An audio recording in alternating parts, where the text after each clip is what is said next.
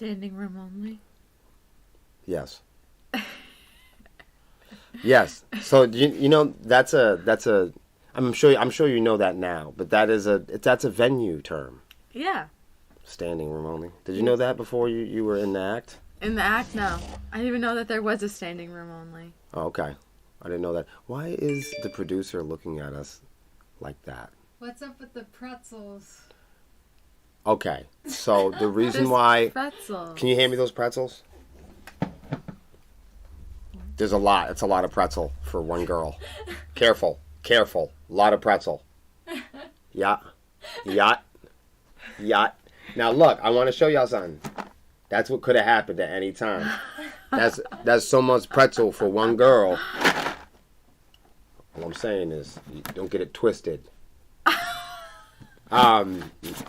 Look. So I don't work for these people.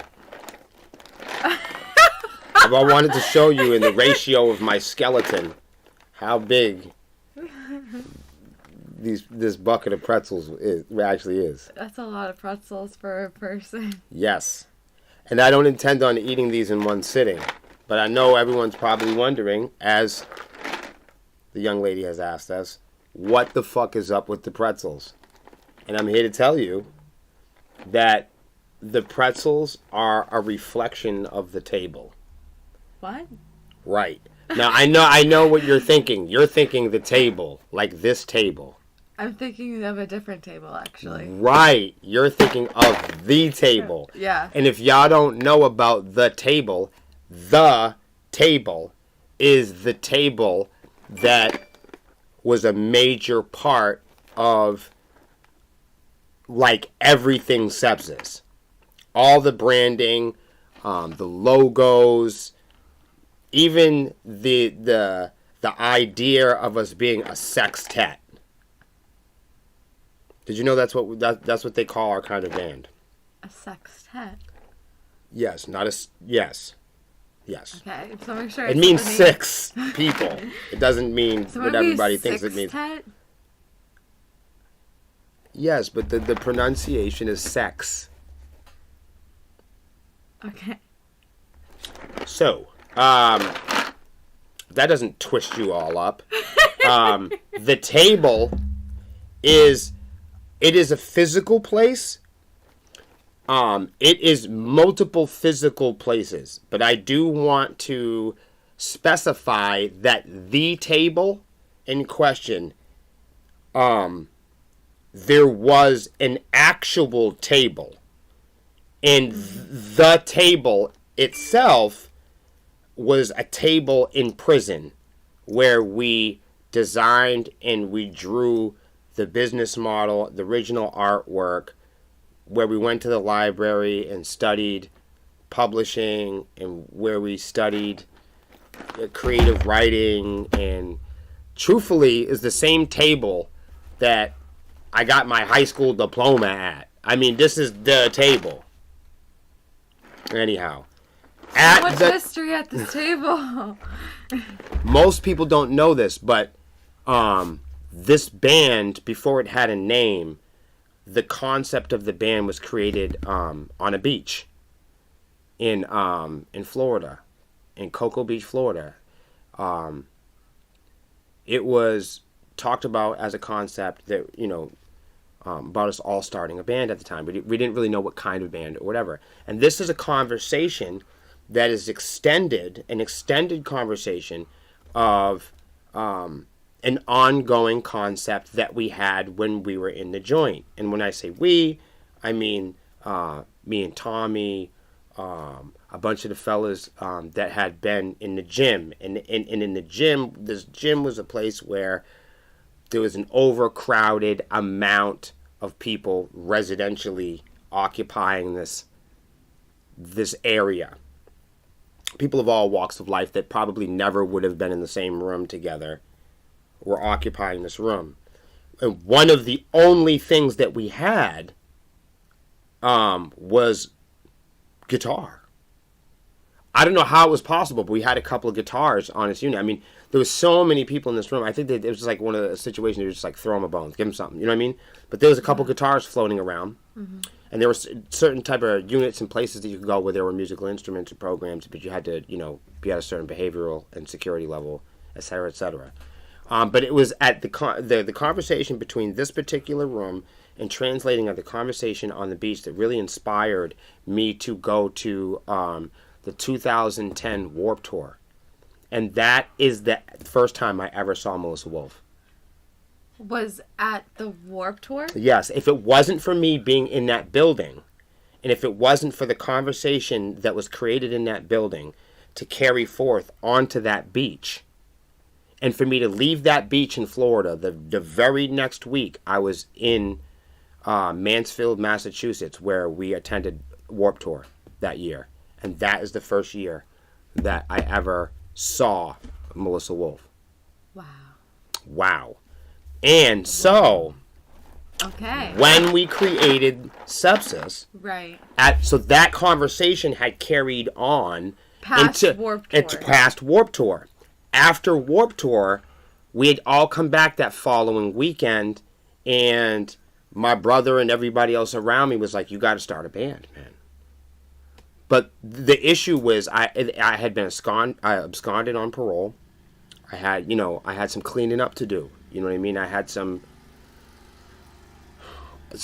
commitments, at least in the form of legalities, that I had to clean up in my life. You know what I mean?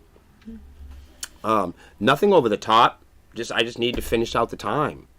I think I had like 3 years left. It's a long time. Yeah. Which really prevented me from starting my life or starting a band or anything like that. You had to clean that plate first. For sure. Okay. So after I met Melissa, her and I had started the band in 2010. We're the only surviving members of the band in that time. We're the only surviving staff members at the time. The last staff member from that time into the modern day was Eric. You guys know Eric from he's done security with us before. Yes. So he goes back to a time of our inception. It's pretty cool, right? So, and I really can't forget, though. I can't leave out, the fact that, Tommy, even Ferg, even O-Dog had a big... They were all at the table. They were all at the table in this, yes, in a sense that the conversation from the gym carried to the table. And the very physical table on our second album, there's a song called The Table. Get out of town. And it is the story about this very physical place, but the conversation is the conversation that continues today, which is the overall growth in the aggregation and the overall the curation of our dream in a company, and this is how long ago, and this is how many villagers that it took to have interest in this child. So we didn't have a way. I had to go back to the joint. You know what I mean? And we didn't have any real songs. We just were performing on stage. We didn't have any real material. There wasn't a sense where, like, you played 8 measures here, and then there was a chorus, and then there was we just had, like, song concepts and parts to them, and practice by practice, we might even rearrange them because we just didn't know the anatomy of writing a song for this band. That hasn't been established yet? It hadn't been at the time. Blacklight didn't go 4 count. It didn't do that. It just did whatever it did at the time. You see what I'm saying? Like when you see Eyes of Empathy, you know how it starts. It goes 4 count, then it goes into rum-pum-pums, then it goes into... It didn't do that. It didn't do anything, actually.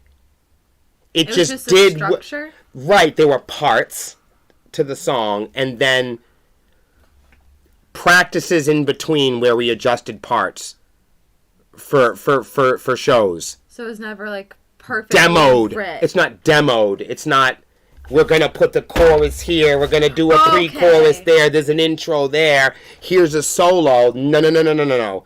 You just took there may or may not be. In the structure. There's never a band to learn anything. So Right. there's not a structure to anything because there's not a guy that drums like this. No. So you can't tell somebody, hey, can you play 2/4 over 6/4 for 8 measures and then hold one beat? There's none of that because at the time there wasn't anybody in the act. Like that. So you can't develop an act. There's nobody to play it. Even if you developed it, you'd still have to learn it. And then you'd have to measure it and agree. And then you have to play it. And then you have to get good at it. And then people would have to say, that's good. And then you'd continue it. But that's not, we didn't have that. Right. You're just starting out. Right. It's just there's just some noise here and then some noise over there kind of thing. Mm-hmm. So in terms of the table, we couldn't sort out what we were going to sound like until we had enough time to stop playing. And the only way to stop playing is for me to go back to prison. Otherwise, I just we would have continued on playing, and you know what I mean. And I never would have went back to the table. And wrote and figured it out. I didn't know how to. I'd lived my entire life in institutions and group homes and in prisons. I never had an apartment. I never had a girlfriend. I never had friends. I never had a job. I never had a place to go. I never had a place to live. How do I organize a company? Or how do I organize a dream? How do I organize... It wasn't a reality to me. It was just a young woman that wanted to make some music, you know? And you're trying to figure it out. I had no clue what we were even doing. I didn't know what the decision was. I told you, I didn't come up with the idea. I told you my brother put me up to the idea. I never said... If people ever ask me, did I come up with the band? No, not at all. Originally, when I was just supposed to play guitar, I wasn't coming into the band as a composer. I wasn't coming into the band as a fucking podcaster. I wasn't supposed to be booking or drawing logos, or I didn't know I was going to do all that. Just thought you were just going to play guitar. I thought I was going to learn some guitar parts and play guitar. That's it. I didn't. You're right. I wasn't singing. I wasn't screaming. I wasn't doing. You didn't think you're going to be one of the big pillars of the No. band. I was just a kid with a guitar at the time, and I'm like, it'd be kind of cool if I had a place to hide out. I didn't think it was going to become this. I didn't think it was going to be any fun. I didn't think it was going to change my life. And it did. Right. When I went back to prison, we had visits. It's the only place where you could have snacks. So the only place where I could write the material and share and develop material with Melissa was in a musicless environment where there were no tools, there were no whiteboards, there were no guitars, there's no instruments. We had to use our minds and imagine what we were going to be later on. So all we had was the prison visiting room, the table, a couple of pieces of scrap, because all you could have was scrap paper, and they give you a little pencil. They give you a small one, so you can't stab nobody with it.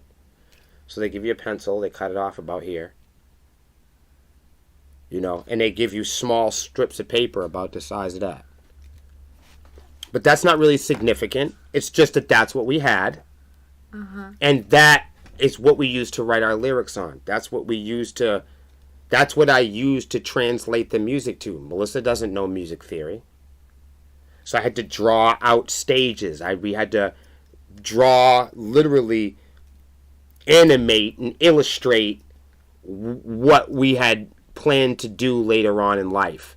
And at the time, you have to remember, it's not like I was going home. I was there to stay. So I was building a life with somebody that had no guarantee whether I was going to come home ever again. And that's the dedication of Melissa at the table. Coming up week in and week out. Not knowing if she'd ever even see me again. If we'd ever be on stage ever again. After playing for 18 months together. Being nominated for awards. That's how far we had brought it.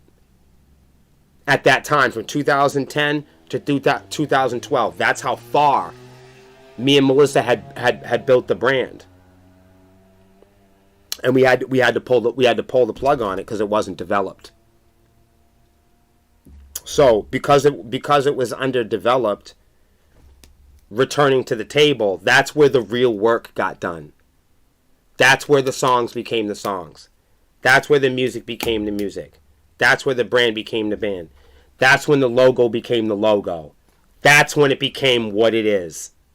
Was that Yep. table? And they used to have snacks in the snack machines you could get, and there was these same pretzels, the same brand, the same. So when she was asking me what's up with the pretzels, that's what's up. This is the table, the pretzels, the notebook. It's still the same thing. So it's nothing supernatural. We're just doing the same thing that we've always done. Mm-hmm. Come back to the table day in and day out to build this dream. With pretzels. Well, I think that's just a bonus. That's always a bonus. It's the Honeycomb Hideout. Sepsis is my child. So, you don't drop your children off. I know. Just leave them to I don't someone care. else. Right. It doesn't matter. Right. It doesn't matter who loves your kids or who thinks that they're pretty or who comes and goes in your child's life. As a parent, as somebody who's responsible, I come back to the table week in and week out to make sure that this kid is growing, Mm-hmm. The auditioning process has been really fun. We have had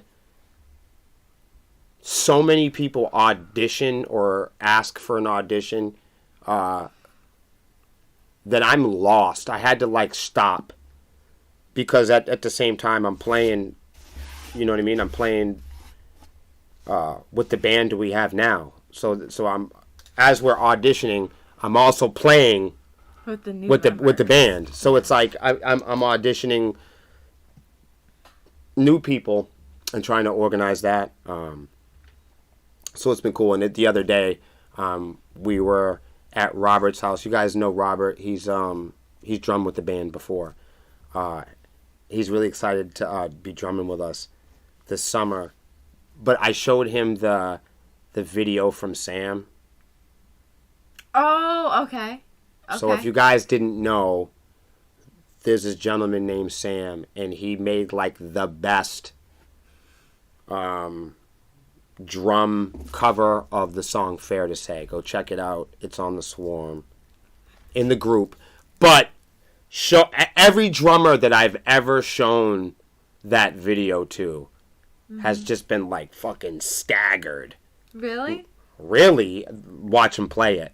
There's just nobody that plays that song quite like that. I didn't know that the other drummers would be really hip to it too. That's really dope that they're really supportive of his playing and stuff. I mean, I don't. There's a certain skill level it's not a choice of being supportive or not. They can't play that. Mm-hmm. I think the part that sucks is he's not in the band. So Rob is the coolest motherfucker in the world because even though he's drummed for this band before, that's how well he knows this band is. He was able to look at Sam's playing and be like, holy shit, that guy should be playing. He goes, that guy should be playing. But what I just thought it was interesting because in terms of the love that Robert has for the band is it's just so unselfish. Very. When he looks at the band, he doesn't look at it like, oh my God, it's an opportunity for me. He doesn't look at it like it's an opportunity. It's a drum thing. It's a vocal thing. He looks at it like, you guys have something special going on, and I'm willing to play any type of part. To help you do that. Because he understands the real reason why we're doing it. Mm-hmm. That's awesome. Shouts out to him. Sure. When it comes to recording and owning music in the band, it's been really confusing for people, but I just wanted to get it out there that I've never written music even with Melissa. So that's something people just don't know about Sepsis. I write all the music. I've been asked to write all the music by Melissa. This is Melissa's band. She owns the band. And she's hired me to manage the band. It's been like that for years. I'm in charge of all the hiring and firing here. And it's also, it's worthy to know that it would be breaking a community standard of mine to talk poorly about any past member. Does that make sense? Yes. So I think when we talk about past members, we tend to think about recent ones. Not all the past. But no. We've had 33 members, so that's why. So it takes a village to raise a child. 33 members for it to be here. So that's what I'm saying. So there's no like one individual that's responsible for what we do. There's somebody like Rob, for instance, has played in the band far longer than 90% of all of our members. That's a bold truth. That's true. Just think of what I'm saying. That's So but the only people who wouldn't be privy to that are people that are new here. Mm-hmm. So if you're new here, you might have felt like, the most recent people here have been here for 10 years. But that's because you're new here. Mm-hmm. But the truth is that we've played under 20, 25 shows with some of our most recent members. See what I'm saying? But so just by looking at the internet or by studying images on the internet and being new here, one could just develop tunnel vision easily and be like, okay, well, it feels like these guys have played hundreds of shows together. They have. But we haven't. And part of that illusion is the pandemic. Yeah, for 2 years we weren't doing anything. We didn't even see them. Yeah. We didn't do anything. So what we're really looking at is we have last summer, and a little bit of the summer prior to that is the only summer that we've ever. That's the only two. Everybody knows a sepsis season goes from February to November. So let's do it. March, April, May, June, July, August, September. So you're talking about 6 months and 6 months. Mm-hmm. 2 6 months periods, you put them together, that's 12 months. Our most recent lineup, it's not a sneak diss. It's just chronologically the truth. Our longest playing member in our most recent lineup is Cam. Did you think about that? Have you ever thought about that? Cam has played with us for 2 years, where everybody else has only played under 2 years. It's just you haven't ever thought about it. You've never thought about it. I never put it together like that. But somebody like Robert's been playing with us for 4 or 5 years, and he's never quit. I just want to point that out. That like if you're not looking or you're not counting, mm-hmm. You know what I'm saying? You could miss that fact. Right. So for instance, when the pandemic started, we had a different drummer. We had Chris. Chris, right. We didn't even know our most recent drummer. No, we didn't meet him yet. Hold on, I'm gonna do you one better. He joined during the pandemic, right? Right. So I didn't meet Joseph until 2021. Till last year. I never met him until last year. So it might over a course of time, if you're new here, it feels like we've been making records for fucking 30 years. Yeah, this has been the lineup. But it hasn't. It hasn't. So. It's crazy how the screen can make you. But the reason why I want to point that out is because the writing. The writing is what I want to point out. Mm-hmm. It's not a sneak diss or anything like that. It's just no other previous members, not 33 members in Sepsis, have ever written music with me. In fact, I have never sat down and written a Sepsis song with another human being my entire life. When we write Sepsis music, I write it alone by myself. It's just something people don't know about. I just think it's important to know that a lot of the music that we've cataloged, the music that's coming out, the music that's published, any music that's ever been written for Melissa to sing, I wrote by myself. Not because that's my standard, because I've been asked to by the owner of the band. Do you see what I'm saying? It's not. It's her level of. It's her business model. She's like, hey, it would be really cool if you were to write the Melissa song. Won't let nobody write for her because she doesn't trust anybody. But I never trusts. I never understood this in the past. you know me, I'm like, oh, let's everybody get into, I want to, You want to share it.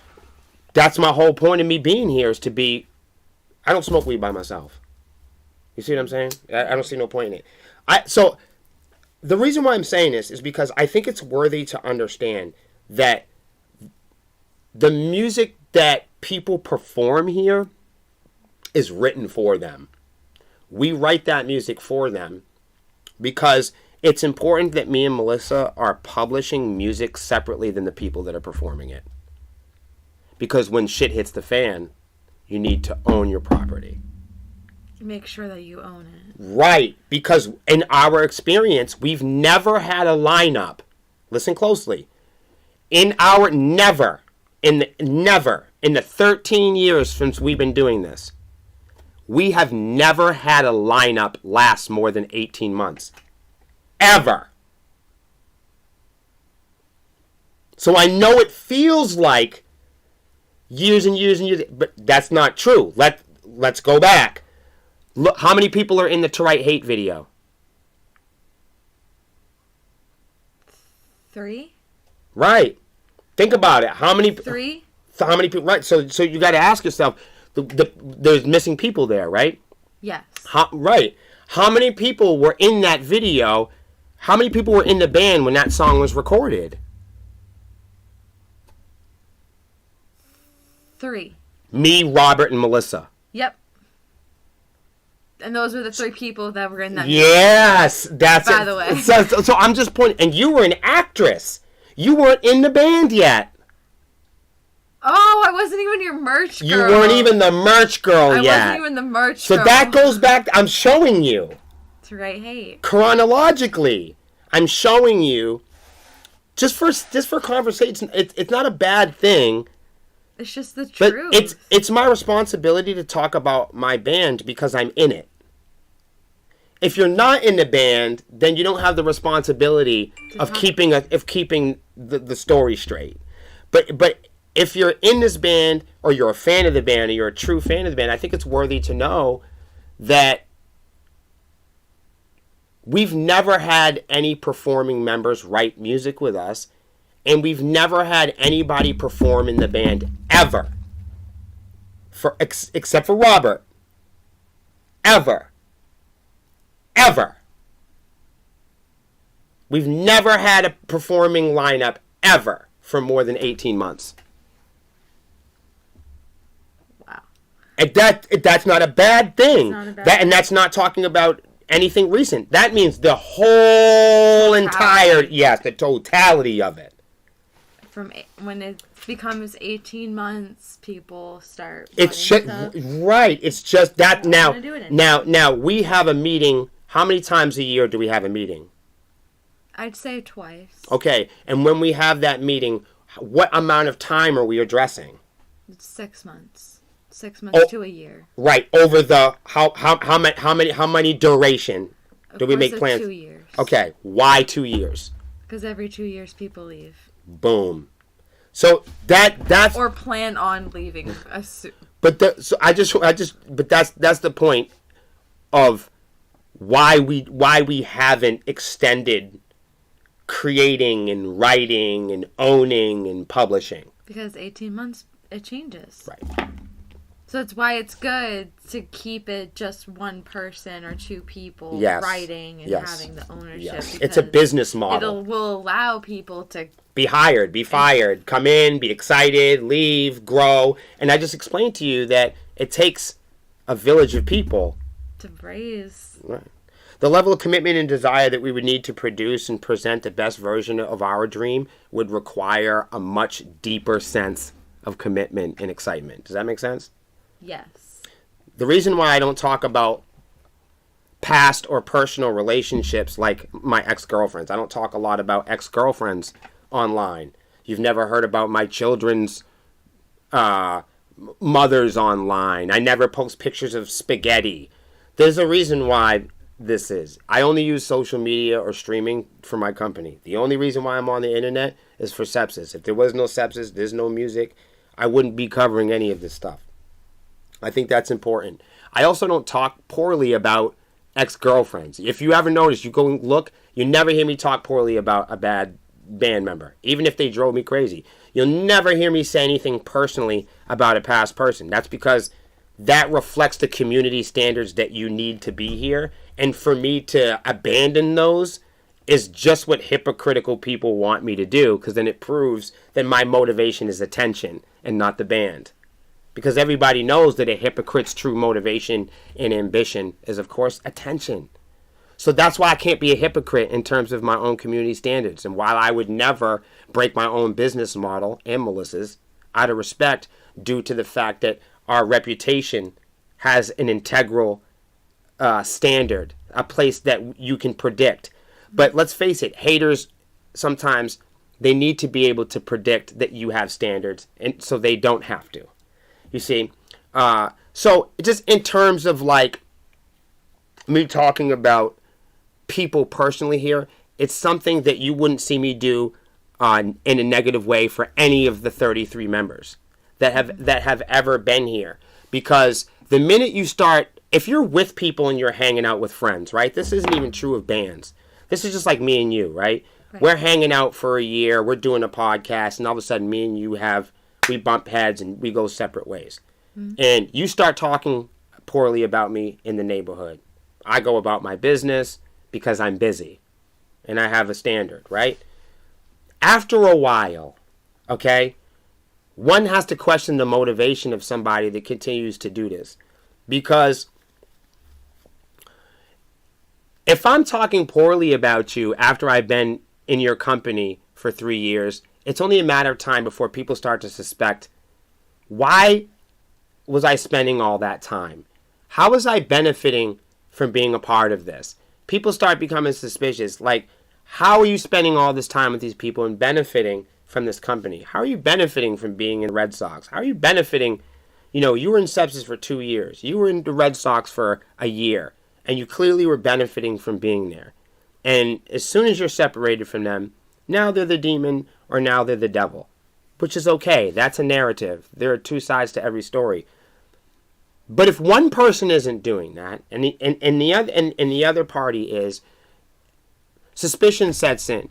And you go, well, how can a person eat and live and be around this person, benefit from this energy? How can this person benefit from the spoils? How can a person benefit from the values and the attention of being a part of this group? And all it took was you to leave for you to be widely and publicly nasty about it. It shows that you were able to spend your time with an ex-girlfriend like that this whole time. I never talked nothing bad about my ex-girlfriends because they were good people. And the time that I spent with them, we might have went our separate ways. You know what I'm saying? We went our separate directions, but none of us were ever perfect people. You still found a way to have to find a pause. I also found a way to be accountable by not continuing the behavior.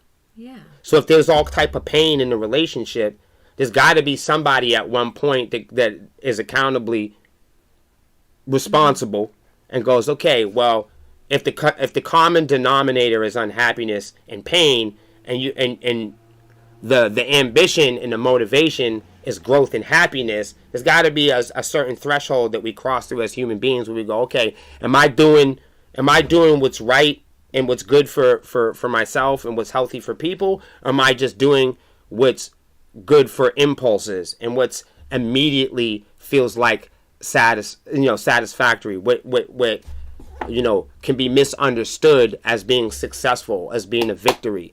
Is this just something that's happened out of viral impulse, or is this something that you can really stand on and last the test of time?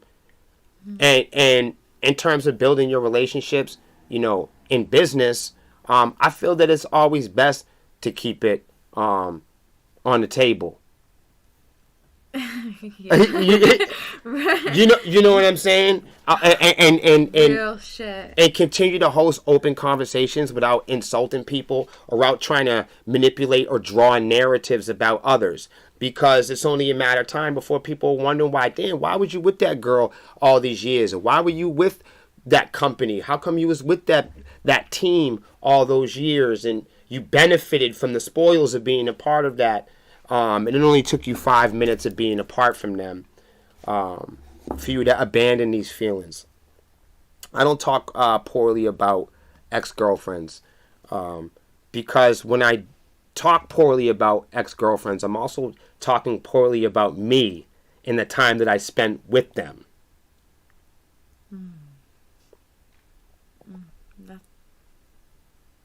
Wow. But it's like leaving the church. It's like being a part. It's like being a part of a church, you know, or something, or organization, or congregation, or a club. I mean, you've been part of that club for 6 months. Mm-hmm. You are behaving as the people behave in that club. Mm-hmm. You're occupying the physical space of that club. Of the club. It's hard to be impervious. It's hard to be, it's hard to pretend that you're not aware of the events. It's hard to draw a narrative that you're oblivious to the events of the energy of that club the more time you've spent in there. So if one claim is, I've been part of sepsis for years and years and years, I've been part of the Red Sox for years and years, and the claim is, I know them, I know the Red Sox, this is how the Red Sox are, publicly I'm qualified to speak on the Red Sox. If you're claiming that you know the Red Sox that much, if you're claiming that you're qualified to speak publicly about these people, then you must have been qualified to know the inner workings and dealings when you were there. It can't be both. It's one or the other. It's one or the other. Either you know these people deeply and you had 2 feet in and you had 2 feet in with these people and you spent a long period of time with them and you know them really well, so well where you're qualified to speak on them publicly. You're so confident that you're going to speak about people publicly, but you're unconfident about the goings-on, and you're not confident, and you're unclear, or you were confused about the day-to-day events that happen there. It can't be both. You can't have both. It's not a personal or emotional statement. It's just a true statement on behalf of the company, man. Mm-hmm. And that's why we don't speak personally about people. Because over time, people are going to say, hey, Will, what do you mean? You spent all that time with Lexi. You claim to know her. You're speaking about her to me. Then when I'm questioned about my role or my participation in it, I suddenly know nothing. And I'm not connected anymore. That doesn't make any sense. I don't write music with other people, Lexi, because it can't be trusted. That's true. Let me just show y'all something real quick. I just wanted to show y'all this just in terms so y'all know. This says, Dear Publisher, you'll find your accounting statement indicating your usage of the catalog for Apple Music. That name is my name. That's my name. That doesn't say Melissa, doesn't say anybody else. Even Melissa doesn't own the music. I own all of it. That's because I wrote it. Mm-hmm. So if you ask Melissa, she'll tell you that I rightfully own all the music and lyrics, and that she doesn't. But there is a reason for that. There's a reason why we have that agreement. It's a business model. And if you're not a businessman, you will be unfamiliar with it. If you are a personal person, you will be unfamiliar with it. If you are personally connected to the events, or you think that you personally understand the events of our day-to-day lives, you will be confused by that. Mm-hmm. Everything, all the images, all the reels, every skit that you've ever seen, every single live that you've ever seen here over the past 13 years has been created and scripted by myself or Melissa, including this program. Honeycomb Hideout. To be a swarmie is to understand this idea that it takes a village, it takes a community to grow a child. That this band, this community is bigger than any individual. Shout out to my sponsors at Convicted Printing, Eargasm, Immaculate Connection, Static X, Radio Rocks, BTMX, Matt Connerton, Unleashed at IPM, Concert Junkies, Rob and John, of course, the Savage Ladies of Metal, and my friends at Metal Layer.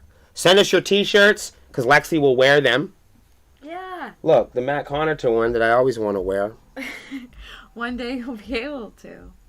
The Honeycomb Hideout happens at 7 o'clock, and it does happen every hump day. Once they let me.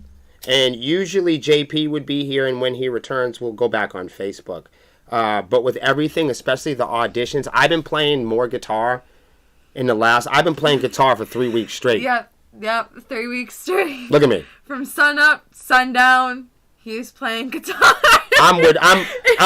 We're in Manchester. We're at the house. We're flying around. We've been playing a lot of rock and roll. A lot of sepsis music. So we retained a few shows, so we got to get ready for those shows. We have a great new bass player. I'm super excited to have him on stage. No bullshit. I think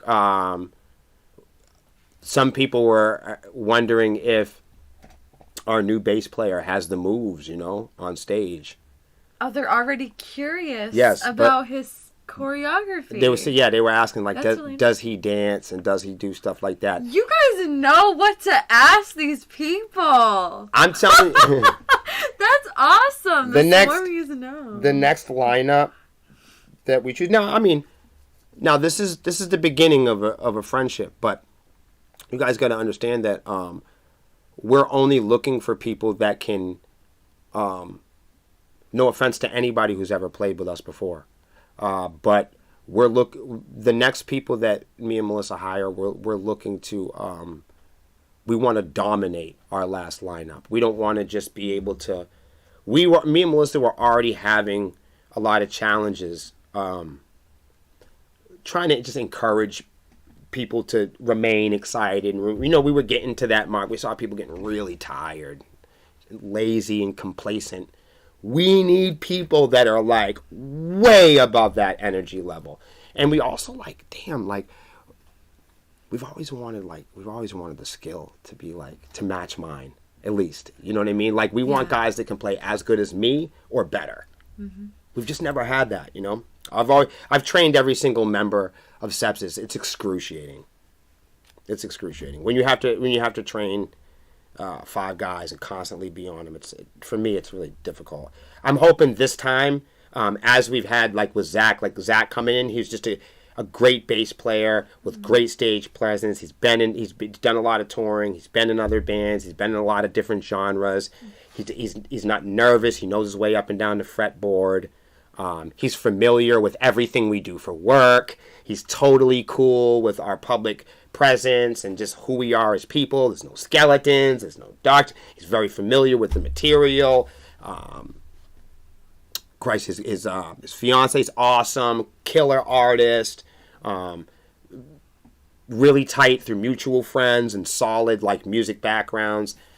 These are the kind of people that we're looking for. I don't think we're going to find them overnight, but I think we have the right people to continue on throughout the season and have the conversations and host the conversations that lead up to the players of 2024. That's really what we want. That's really exciting. He has a lot of experience. It's great. Yeah. Great fit. Yeah, I think the first day we started playing, and then he asked me, he's like, "Do you mind if I just stand up?" It's like we were sitting there playing, and he was like, do you mind if I just play this shit standing up? And I was just like, yeah, of course. So I'm still sitting down. This guy's moving. He's playing. And I don't even want to ruin it. But I've seen his work in past bands of his stage work is going to be a lot of fun. Woo! Yeah. That's exciting. Get ready, Swarmies. Yeah. Being in a diverse band means having a diverse attitude. As the most independent of independent bands, this will be a summer of us probably performing mostly as a 4 or 5 piece.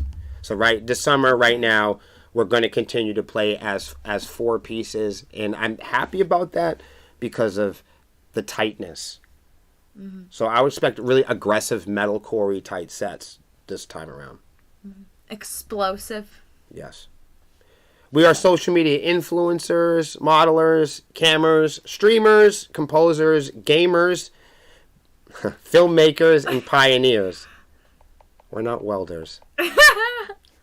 Delete that one.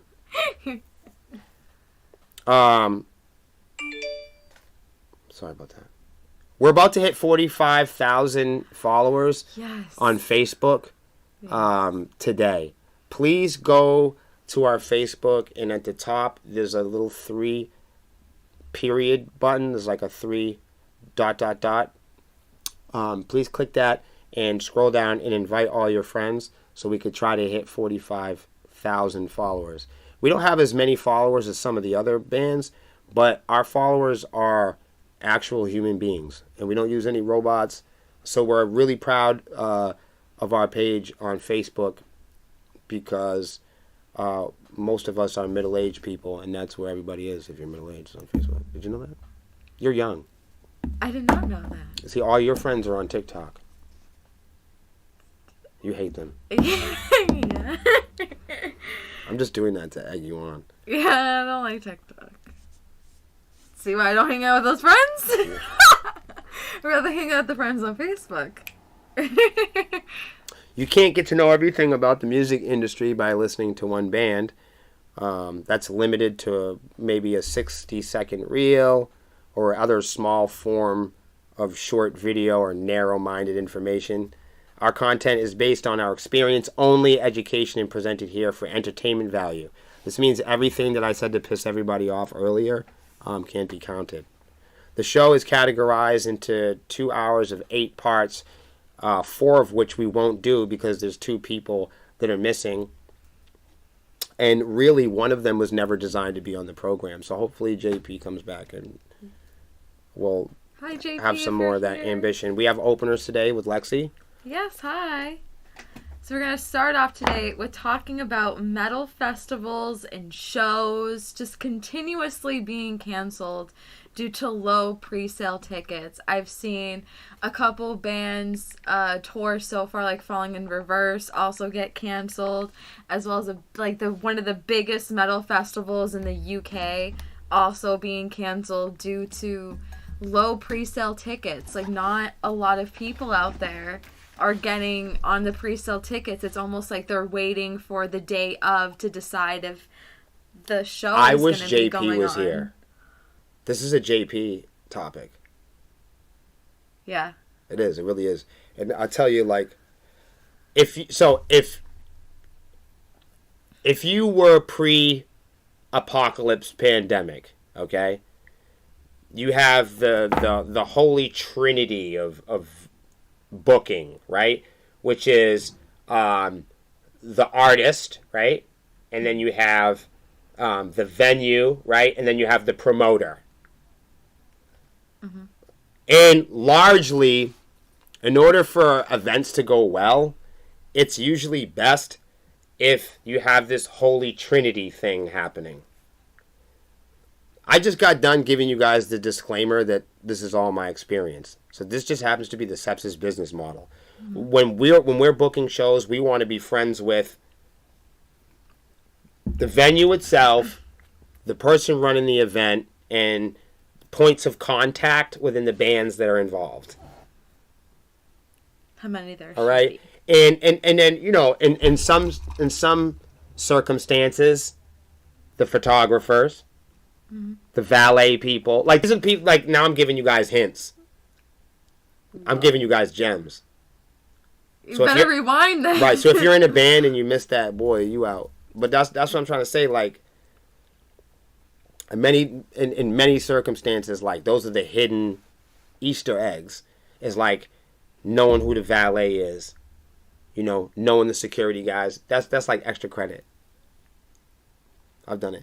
And if you really want to be a badass, the sound guy. If see, that's stuff that people would never get. But they're going to get it right here on this program. Are you saying in order to have a good sounding set, you may or may not want to befriend the sound guy? This is the Sepsis blueprint. When we're hosting shows, we are best friends with the photographers, the security, the door guy, valet, Did I say photographers? Yeah. I did, because those are so important. They need to be mentioned twice. No, because do. these are the hidden advertisers. Right. They're in charge of the imagery post-event. Your event goes on longer than being at the stage. See, this is something I need JP to be in here for. The event happens. It's almost like having a child. There's all these things that happen prior to the event and after the event that are responsible for that kid being cool or not. So it can't always just be just Just pre-sale dad. tickets. Right. Your dad's it could the be shit. other things that's causing them to be canceled besides just pre-sale tickets. The issue is here, Lexi, is about what people want and do they share the same idea of success. Okay. And that has changed post-pandemic.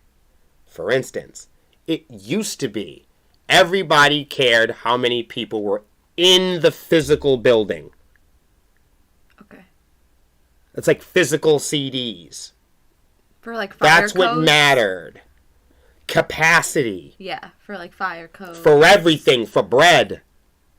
Right. What mattered was, and I'm going to tell you why, alcohol sales. You got to break it down. You got to know, what are we doing here? Mm-hmm. Are we making music? Are we selling beer? What are we doing? Or are we rock stars? Like, what the fuck are we all doing here? What's the Holy Trinity doing? And it doesn't matter. We don't have to say what that is here. It could be different. It's different every show. And it should be. It definitely should be. And that's based on where it is, who you're putting on the show for, like what you're doing. Right. That's why you're doing it. There we go again. It's all this whole thing about what you want to be when you grow up and having yourself more than 2 years to become it. You ever heard the stupid thing where they say if you open up a restaurant or if you open up a business, there's this cliche thing to go, it'll take you 2 years to see profits or see a turnaround. You ever hear this sort of thing? Yeah. Well, it'll take you, if you're going to have a tattoo shop, it'll take you 2 years. Do you ever realize why they're saying that? Nobody knows why they're actually saying that. It's just one of those things like small bands are big businesses. You should put on a condom before you... And then nobody does. Look, but what I'm saying is small bands are big businesses, just not for themselves. They are for other people, for poachers. So what am I saying? Why are we focused on this 2-year period all the time? Are we focused on music? Or are we focused on business in the fiscal tax year? Business in the fiscal. Right. Pay attention to what the fuck I'm saying. Are we playing who fucks who and who's playing kissy face? And are we talking about bread? Talking about bread. Are we right? Are we talking about... It comes down to bread. Right, it comes down to money. It comes down to being accountable and responsibly running a business. And if this is your dream... Gotta do what's responsible. You ain't gonna drop your kids off at the mall like that. You're not gonna let everybody just play with your kids. You see what I'm saying? No matter what the scandal is, no matter what the crime is, no matter what the accusation, ain't nobody gonna fuck with your kids. Right. If you're responsible. It take a whole neighborhood to raise a kid. That includes the bread. That's dope. Okay. Yeah. So that's what this comes down to. It comes down to the fiscal year. Mm-hmm. And then end over end, that's how we look at the tax season. As if they're going to profit over keeping the show in order for the because there's only so much amount of time. There's only so many times where you can shoot blanks before the IRS labels you a hobby. You get what I'm saying? And then you are then further responsible for furnishing your earnings differently. You can't get tax breaks. You can't get... You see what I'm saying? In order to have a successful business, you need to be able to turn a profit. My God, this girl's smart. That's what I'm trying to say. You can't role play. You have to prove that to the IRS. Right. We've turned a profit multiple times. Yes, and now, give me a tax break on my RV and my amplifier. These things depreciate over time. If they're not going to turn a profit, they have to cancel the show. Right. That's why we don't give a fuck who works here or not unless they share that same goal. So when it comes in terms of the venue, the promoter, and the artist, they're not sharing the same goals. They're on different pages, so it can't Yes. Back in the day, the same thing with labels. Labels were worried about distribution. Distribute what? We're streamers now. We don't need distributors. We don't need warehouses. We don't need people that make plastic and people that do album covers and fucking art. You can do it all on the computer. Right. And the computer can do that for you. Right. Or so that's the narrative. Or the imaginary thing. Right. That is what we try to convince people when we're making new products. That old products don't exist. Let's get rid of gas vehicles. We're going to electric. But electric vehicles have been around forever.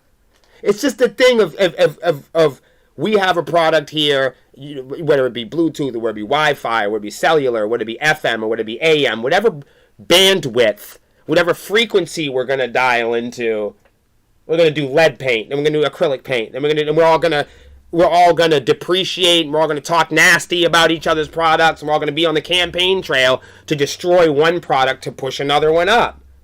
And it's not going to last very long. You're just going to go back to the old product. There'll be products that compete. That's what we know.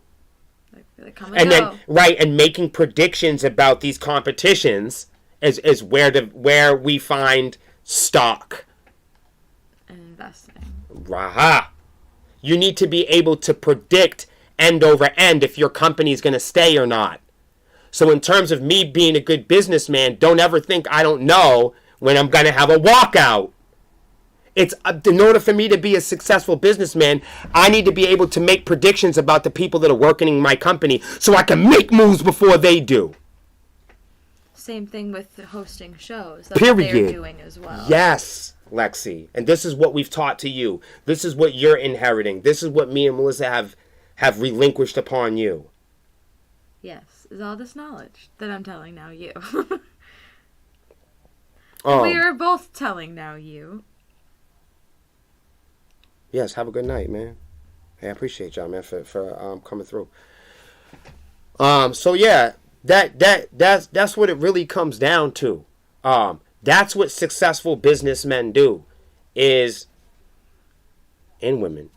That's what a successful business is about. Being able to make predictions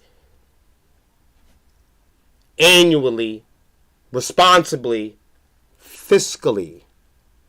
It's to be fiscally responsible with your motherfucking predictions in terms of what you're going to earn.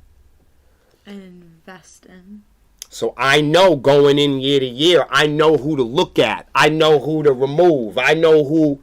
And that is based on those 3 tiers of my partners sharing the same goals with me.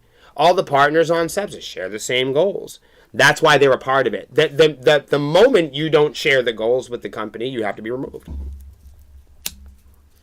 That's default.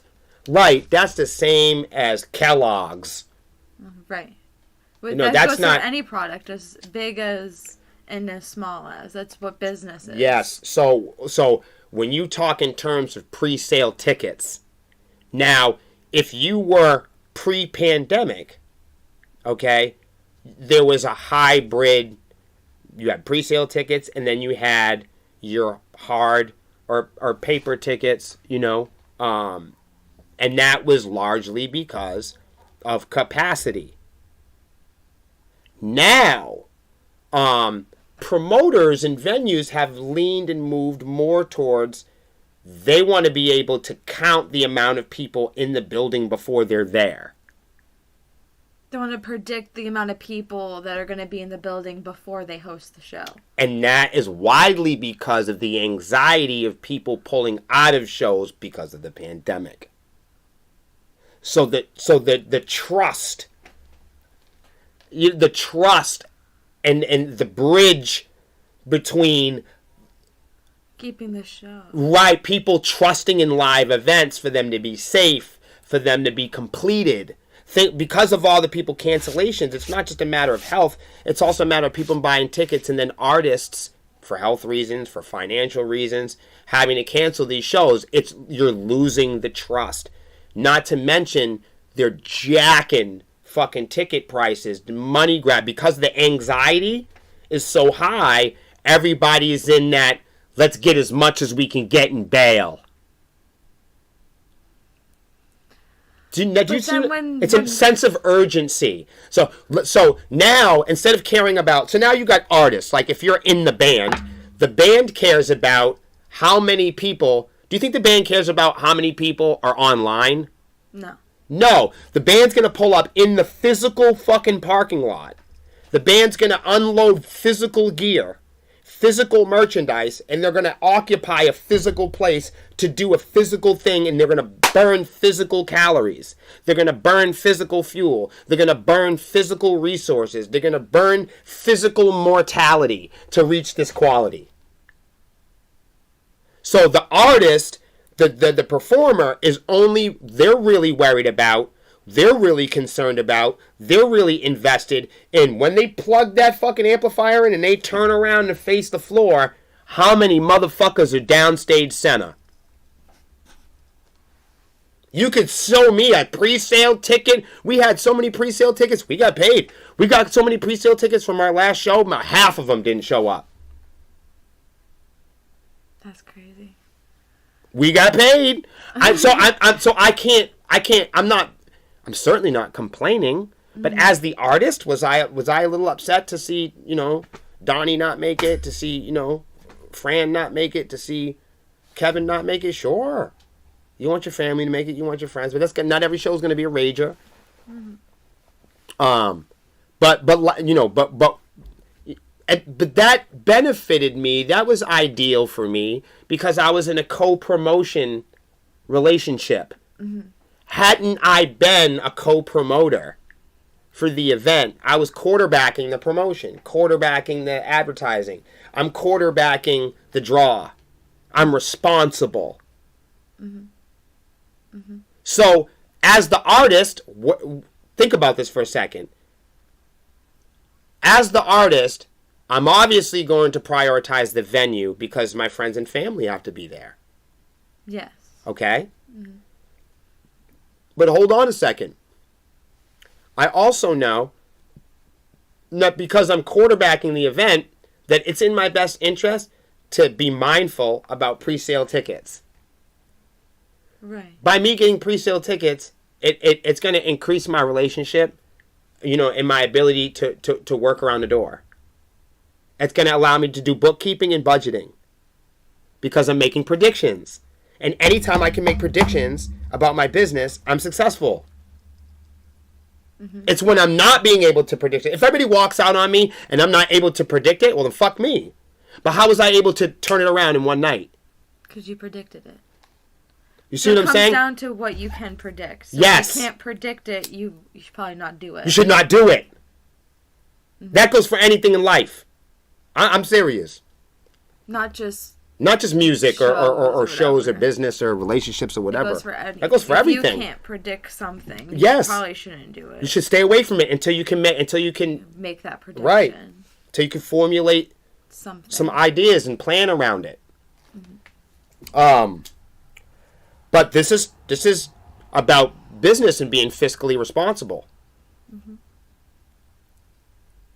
To be responsible is to make these predictions.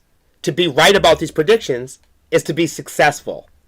And that's what makes something like a show or something a success, is being able to predict it and have it either become up way more than what you thought or at least somewhat close to what you thought. Right. That way you can plan again. Yes.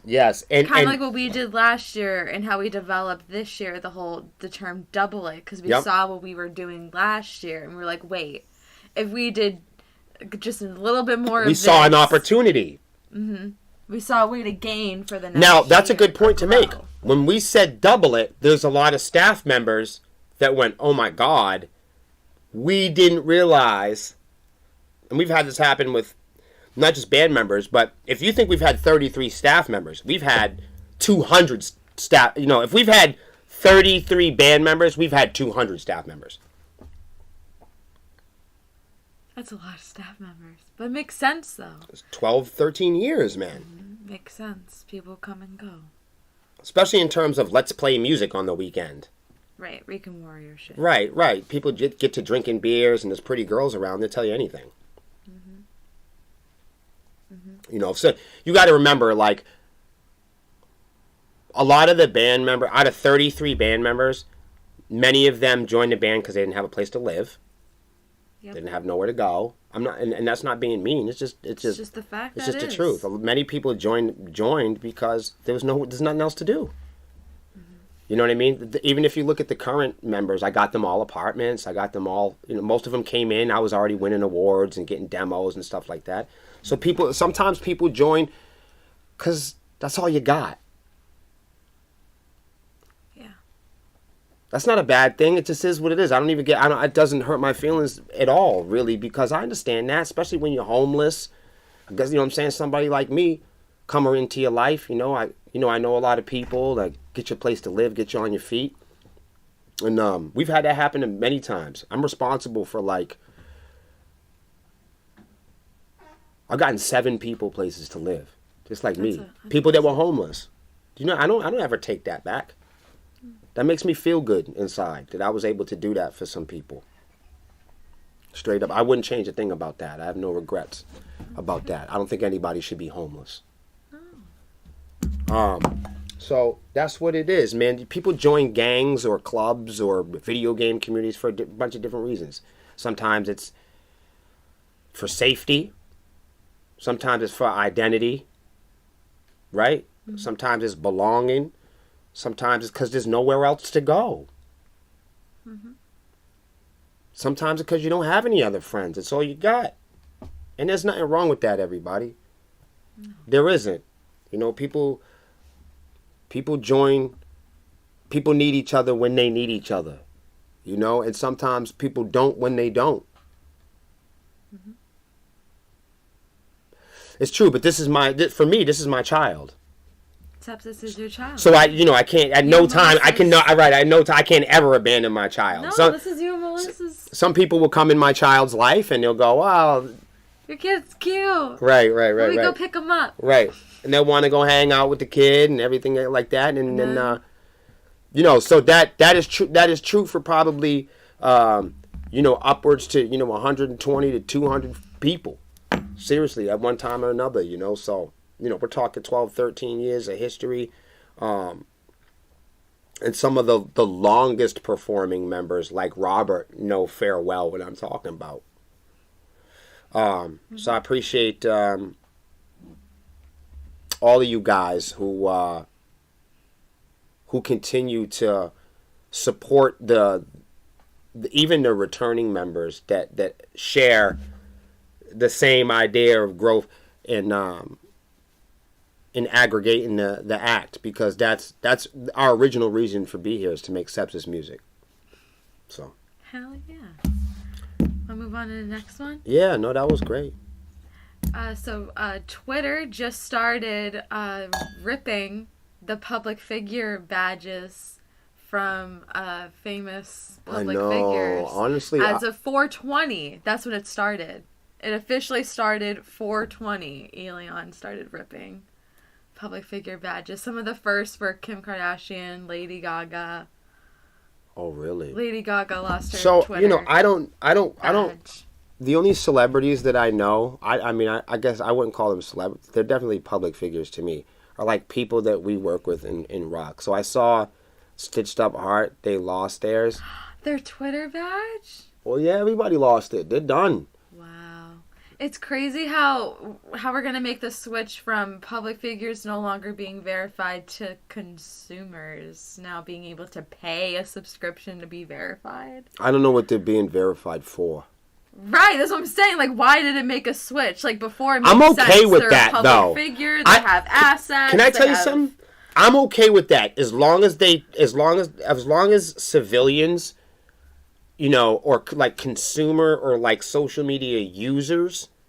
If like I said earlier, I don't have any public personal pages of mine.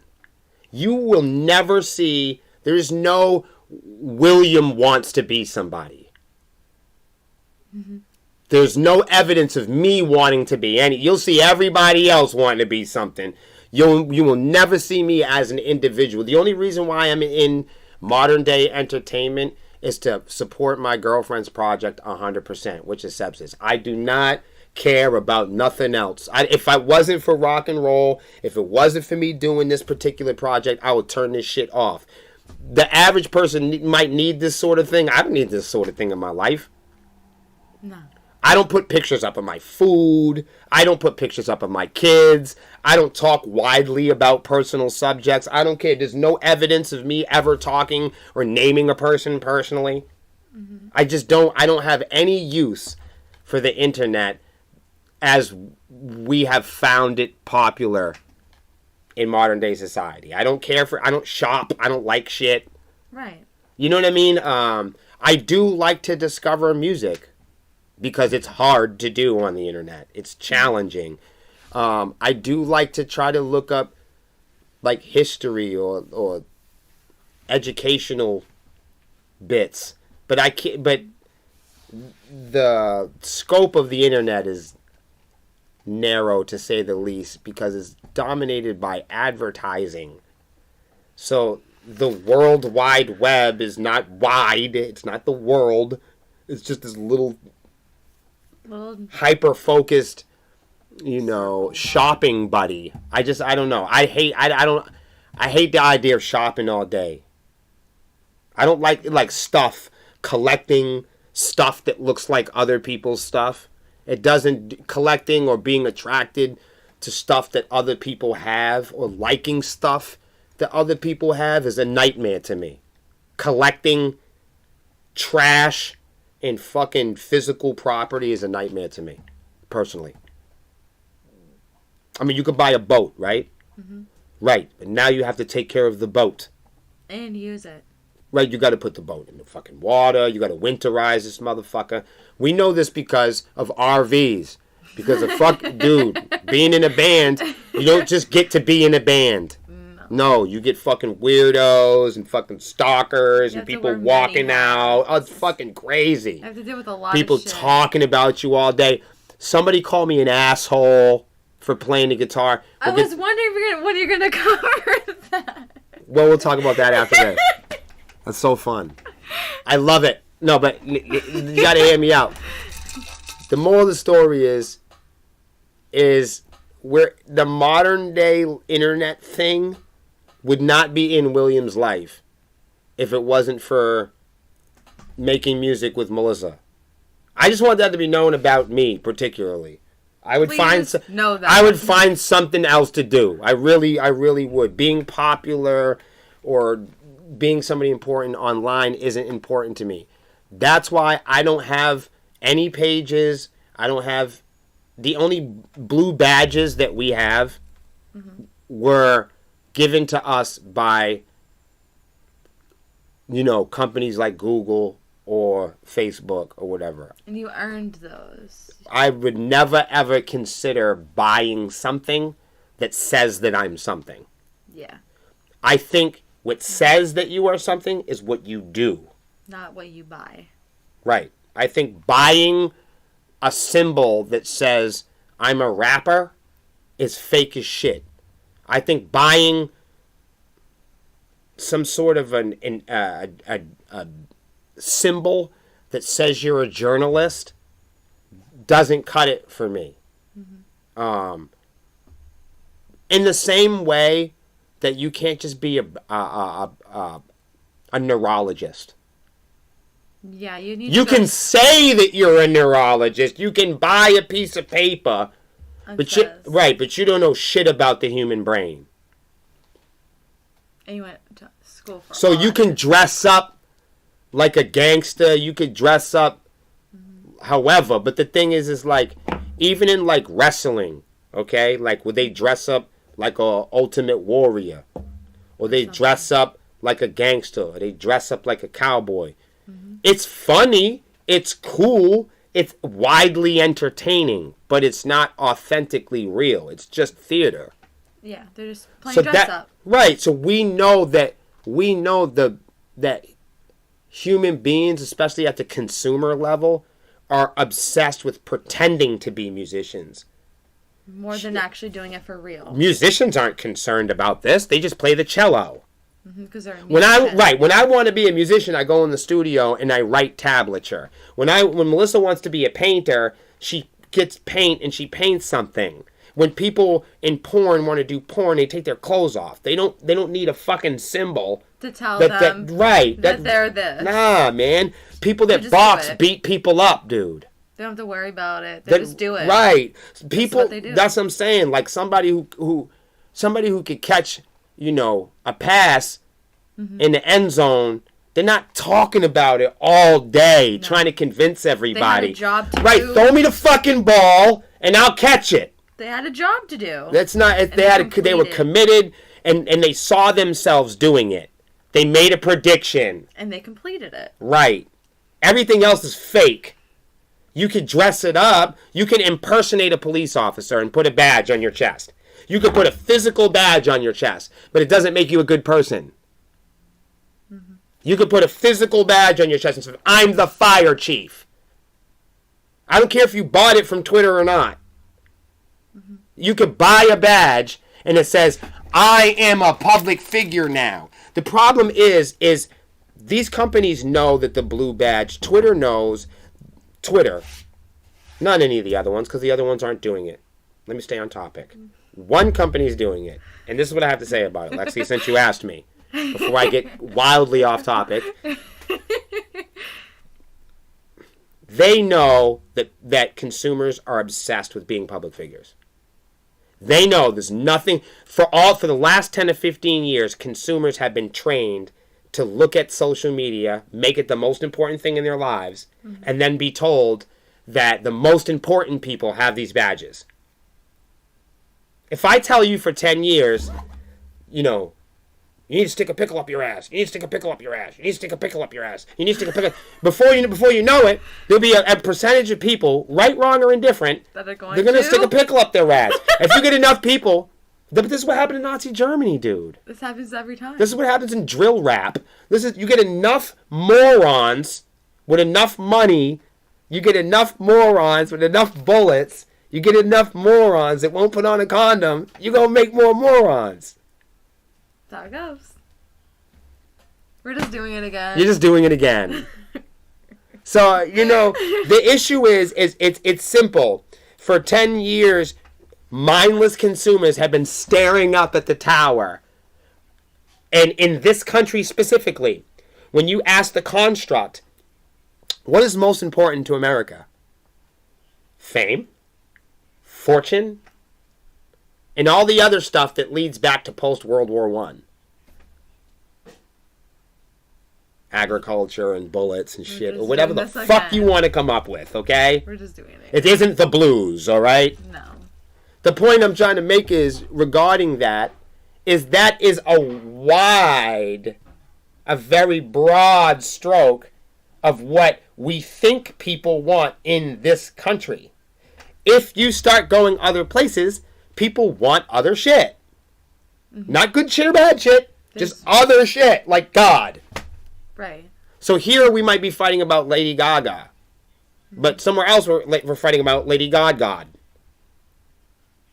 Right. Or something else. Not every community feels the same way about pork. Yeah, there are some countries where they don't eat. Right. So like here we might be like, man, fuck fuel and fuck agriculture and fuck the industry. But if you're from Africa and you've never had, I don't know, electricity, coal sounds pretty good. Mm-hmm. I'm like, oh my God, coal's so bad, we gotta go green. You can't go green, dummy, because everybody would have to be green. You can't just go green. It's like having a part of your body go non-alcoholic. Like, hold on, dude. Like, I'm gonna drink beer, but just leave out the ear. Can we? It doesn't work like we that. fucking live here. We live in this shit. We're on the fucking earth. Come back. That's what they mean. Come down to fucking earth. Be fucking here. Be inside yourself. Be inside reality. No. If you're a coal miner, coal's pretty important to you. That's why you're mining it. So you can't tell a coal miner we're going to go green. You just told him his family's going to starve to death. You've convinced these fucking people with no education that coal is God, you know? Save lives. Not water.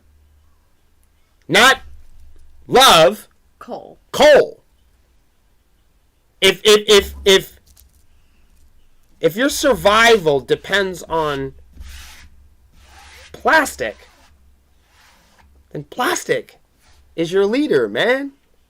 And you're not gonna... And in this country, when you talk to a 14-year-old and you go, what do you want, sport? He's going to tell you that he wants to do the Macarena and get fucking 400 billion fucking followers. But he won't be able to tell you what he's going to do with the followers when he gets them. He just wants them. Because we're just taught to fucking want nothing further. Mm-hmm. That's why you see a lot of people, especially in our neighborhood, get to where they think they're going and they're still not happy. Mm-hmm. That's why you see a lot of people that we know, and they get to where they're going, they get to face in the direction that they think they want to be in, and they go, well, man, wow, where's the fucking celebration? Where's the energy? How come that energy is not persistent? You didn't get the desired effect. You did not get the desired effect. What were your predictions? Definitely different than the outcome. And did people share those predictions? Probably not. And are they going to continue to? Probably not, if they didn't before. So if you're a coal miner, you're not going green because your life depends on digging coal out of the fucking ground. And not everybody is developed as the next country or community. So what we think we want in the United States, what you think you want in Manchester, what you think you want in Michigan, is widely what Michigan wants. It's widely what you think the construct is projecting as an image. So if I project an image of important people have blue badges, then the most desperate and least important people will fantasize about it. Yeah. Because children want what adults are doing. They're sharing adult spaces with children. Right. A child can only relate to the depths of its intellects. A child can only relate or require to the depth of their intellect. Mm-hmm. But it's in a child's nature to look up at an adult and want everything an adult wants because of the image that they'll unlock these features in life that you can only gain as an adult.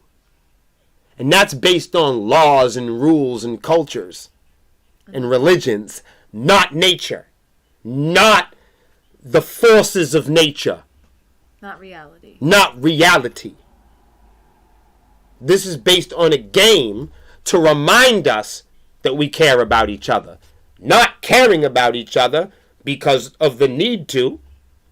Not caring about each other because we are responsible enough to admit that we need to. It's much easier being fiscally irresponsible. But we just learned it You see what I'm saying? can't be fiscally Right. It's a irresponsible. paradox. It's a paradox.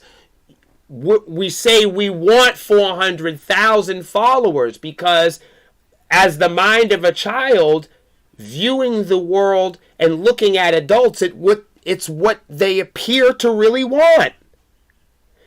And you need to want what the people want when they're occupying a space that utilizes tools that are not available to you until a certain age or a certain qualification in society. And that is something that we've developed based on modern day society and the rules and the laws that we vote on. And without, picking sides or doing sticks versus branches, I'm just saying we can observably look at my time. I was born in 1980. I can observably look at the way this country was built. I can look at where rock and roll come from. I can look at where's the civil rights movement. I can look and I can observe in the institutions, in the agreed institutions of where these messages have been presented. And for sure, I can absolutely physically recall most of my time as a young adult. At least I can look back on that to reference and say that this is my education and experience. If nothing more. Mm-hmm. If nothing more, I can look back to Desert Storm. If nothing more, I can look back to 9/11. If nothing more, I can look back to my own incarceration. If nothing more, I can look back, to my own experiences in the judicial system. Mm-hmm. If nothing more. If nothing more to go on. If nothing else to measure. It would be myself in the relationships that I've managed and retained, because I need somebody to agree with. Mm-hmm. Because once you've left the building, who's there to agree with you? No one. No one. Who is there to make the predictions with you and tell you that you're not fucking crazy? You need a bunch of fucking idiots to sit in a room and agree with each other that they're all doing the right thing. Mm-hmm. The minute that you don't have that, the success falls apart. Mm-hmm. What else we got? We have angry concert goers mad about mosh pits. So, there's been a couple of concerts going around, and people are going back out to shows again. Mm-hmm. And these people, they're going back out to shows again. Well, it seems to be like it's been a while since they've been to a metal show, and once the concert moshers start, they start getting angry. Mm. And I actually witnessed at the Non-Point concert, these angry concert goers. Nuh-uh. So the mosh pit broke out for one of Non-Point songs. It was Bullet with a Name on it, and a big pit broke out in the middle of the floor. And there was like this couple that were like, they were trapped, yelling at people, like yelling, straight up yelling, telling them to stop moshing, to stop pushing them, that they need to stop because they're trying to watch the show. It's not going to happen. And they can't do that because they're moshing. So now it started like a group of people now going to these concerts, expecting there to be no moshing at a metal concert, and people start moshing, and they're like getting really angry, fights are breaking out. Yeah, no, I seen that. Do you remember, I don't know if you remember, last February we had a show, I don't want to say where, but a small mosh pit had started, and the gentleman the few gentlemen that were starting the mosh pit, somebody just turned around and just broke the kid's nose. I mean, it was just like, it was like, oh my God. I would never, ever, ever, ever, ever condone something like that. They just turn around and just...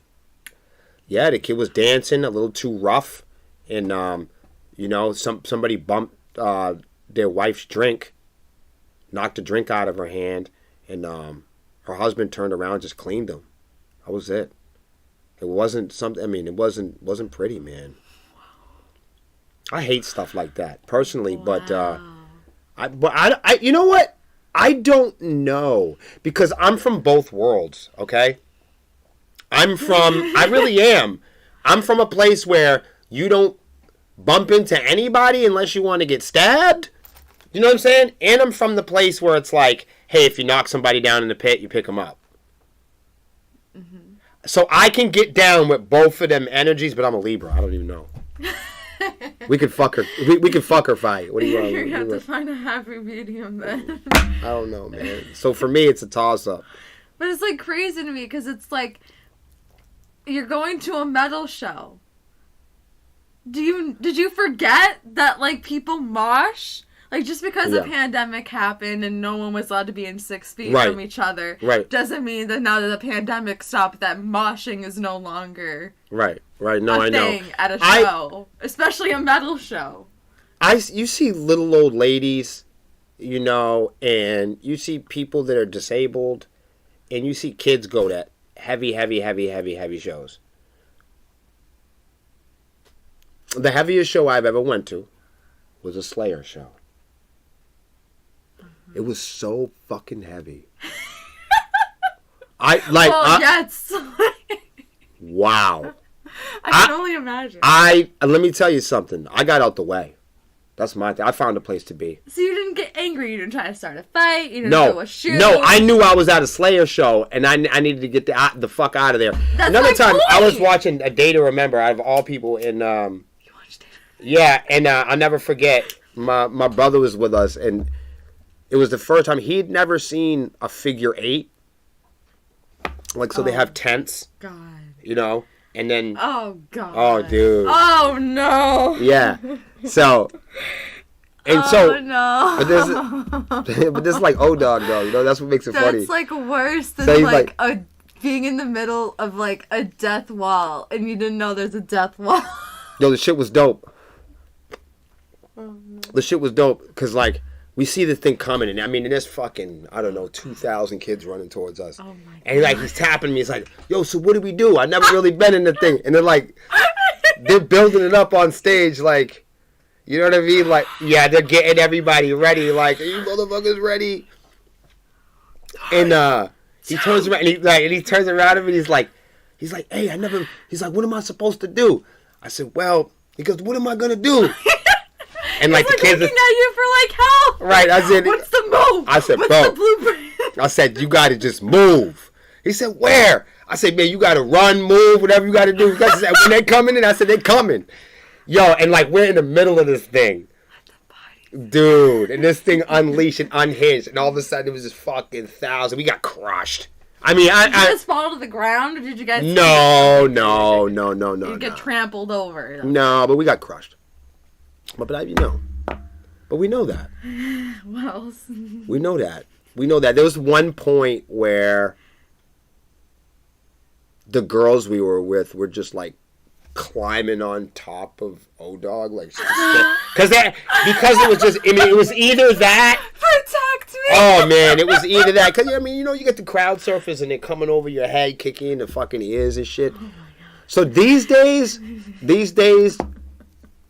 I'd probably find a place to be. These days. You're not gonna like get angry at them. Well, no, but that's because I've had a lot of time. I've already done the mosh pit thing. In reality, too. You know, I've already done bar fights. Right. You know, once you did that, you don't give a fucking mosh pit. Right, you ever had a couple barstools thrown at your face. I was gonna say, once you've been beaten up by the police, you know, mosh pit's overrated. Right. It's just pussy shit. Right. Like, yeah. Well, speaking of being crushed, due to a metal show being done at a popular venue in London, let me pull up the name real quick. Yo, Video said just stand next to me while I got this. No, that's probably who I'll find because he's like a wall. Yeah, he's tall. Yeah. Video's tall. You just go like this. Protect us. Yeah. So the O2 Academy Brixton venue in London. I was gonna say that sounds like something fancy that's not here. Yeah, it's not here. It's in London. They are on the brink of potentially being permanently closed due to 2 people dying during a crowd crush. So I guess That's a scary way to die. Yeah. I almost died like that. A crowd crush? I got my arm broken and everything. That's really scary. Dude, it was fucking... There's nothing you can do. When you're getting crushed. I had a whole club of people fall on me. I went right to the hospital. There's nothing you could do. It's thousands of pounds. Like on top of your skeleton. Yeah, that's it. You're gonna die. Yep, there was a whole club or be injured. And the entire steps were filled with people, and it was ice. Slick black ice, and they all came falling down the whole thing, and I was at the bottom. I tried, and as I was going, I tried every way there was no way. It was just so much force and so much weight. Oh my God. True story. Did you black out? No. Okay, good. No. I got in the car. That's my good. arm was dislocated. My bones were fractured and fucked up. And then we drove to the hospital. Where you were intended to. Yeah, they knocked me out, though, to put my bones back in. Because my fucking bone was out, dude. It was fucked. Oh my god. Yeah. That's really scary. At this particular venue, there was a group of people that were at this venue, and they were bribing the security people to let more crowd into the facility to go over the capacity. This is this thing I was talking about. Remember, I'm always talking about supervisors and managers? This is what I'm talking about. That's exactly why I wanted to bring it up, is because there's people bribing security people that are paid to do a certain job.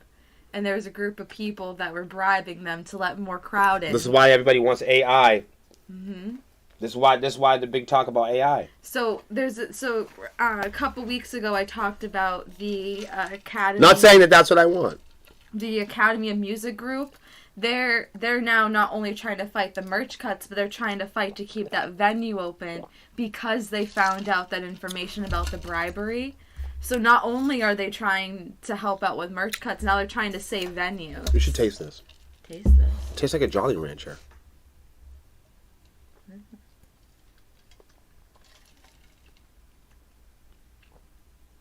That does taste like a Jolly Rancher. Like, really, though. This tastes like... What's in this? Not liquor. Give me that back. Now you've spit in my drink. I didn't spit in your drink. Y'all saw that. Rewind I did not it. spit in his drink. I did not spit in She your just drink. laughed and backwashed in my drink. I did not do that. It does taste like a Jolly Rancher, though. It does. What'd you put in it? Backwash. I promise. I didn't spit in your drink. It tastes a little watered down to me. Oh my gosh, that's the ice. Ice melts when it's no longer in negative 32 Ice melts when you add in backwash. I didn't backwash. I know better. How are you telling me that you can control your own backwash? Yes. That's a whole new level of screaming talent. You hear me? Well, don't spit it back into. Don't put too much liquid in your mouth. You have to spit it back. You have definitely mastered consuming. Being able to share drinks. Yeah. Without like. Do you drool on your pillow? I do. Untrustworthy. That's because it's my pillow. No one else is sleeping with my pillow. He said he's timestamped. He goes, this segment of the Honeycomb Hideout is brought to you by Backwash. I didn't backwash. Well, that'll be another thing that we'll sell as an NFT is your backwash. That's disgusting. That is nasty. I can think of other things. What else? Is that it? Well, there is one more. Okay. And this one's kind of... This is a what the fuck. Thank you, Reality Suite, for liking Lexi's Reel. Thanks.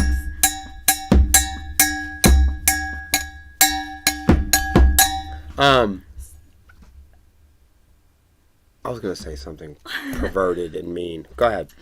Well... Not about Reality Suite, about... Well, Travis Barker and Liquid Death have joined forces for a new luxury enema kit. Wait, what? Did you just say enema? Enema, Like for somebody's butt? Yeah. That's nasty. We'll go back. We'll talk about backwash. How come we need to be talking about this stuff when JP is here? Backwash is an enema? That's what we should have called the title. Melissa!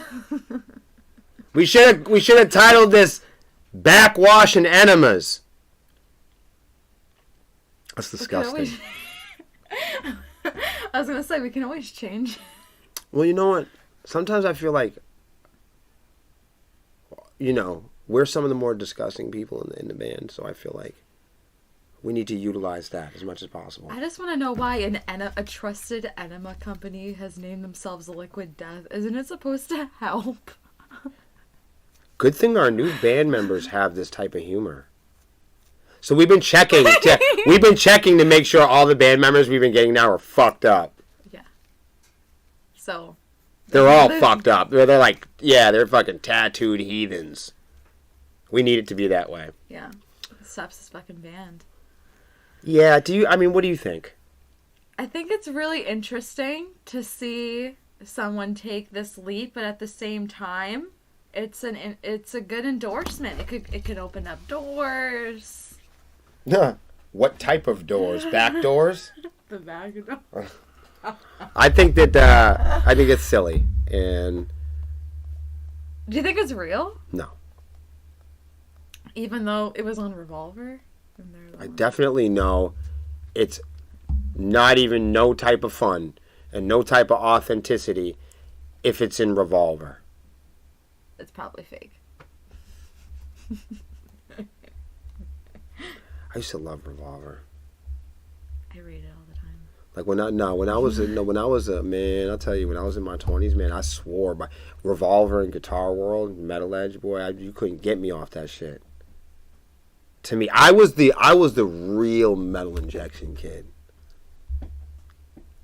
I was. What? I don't want to admit that in front of anybody. What?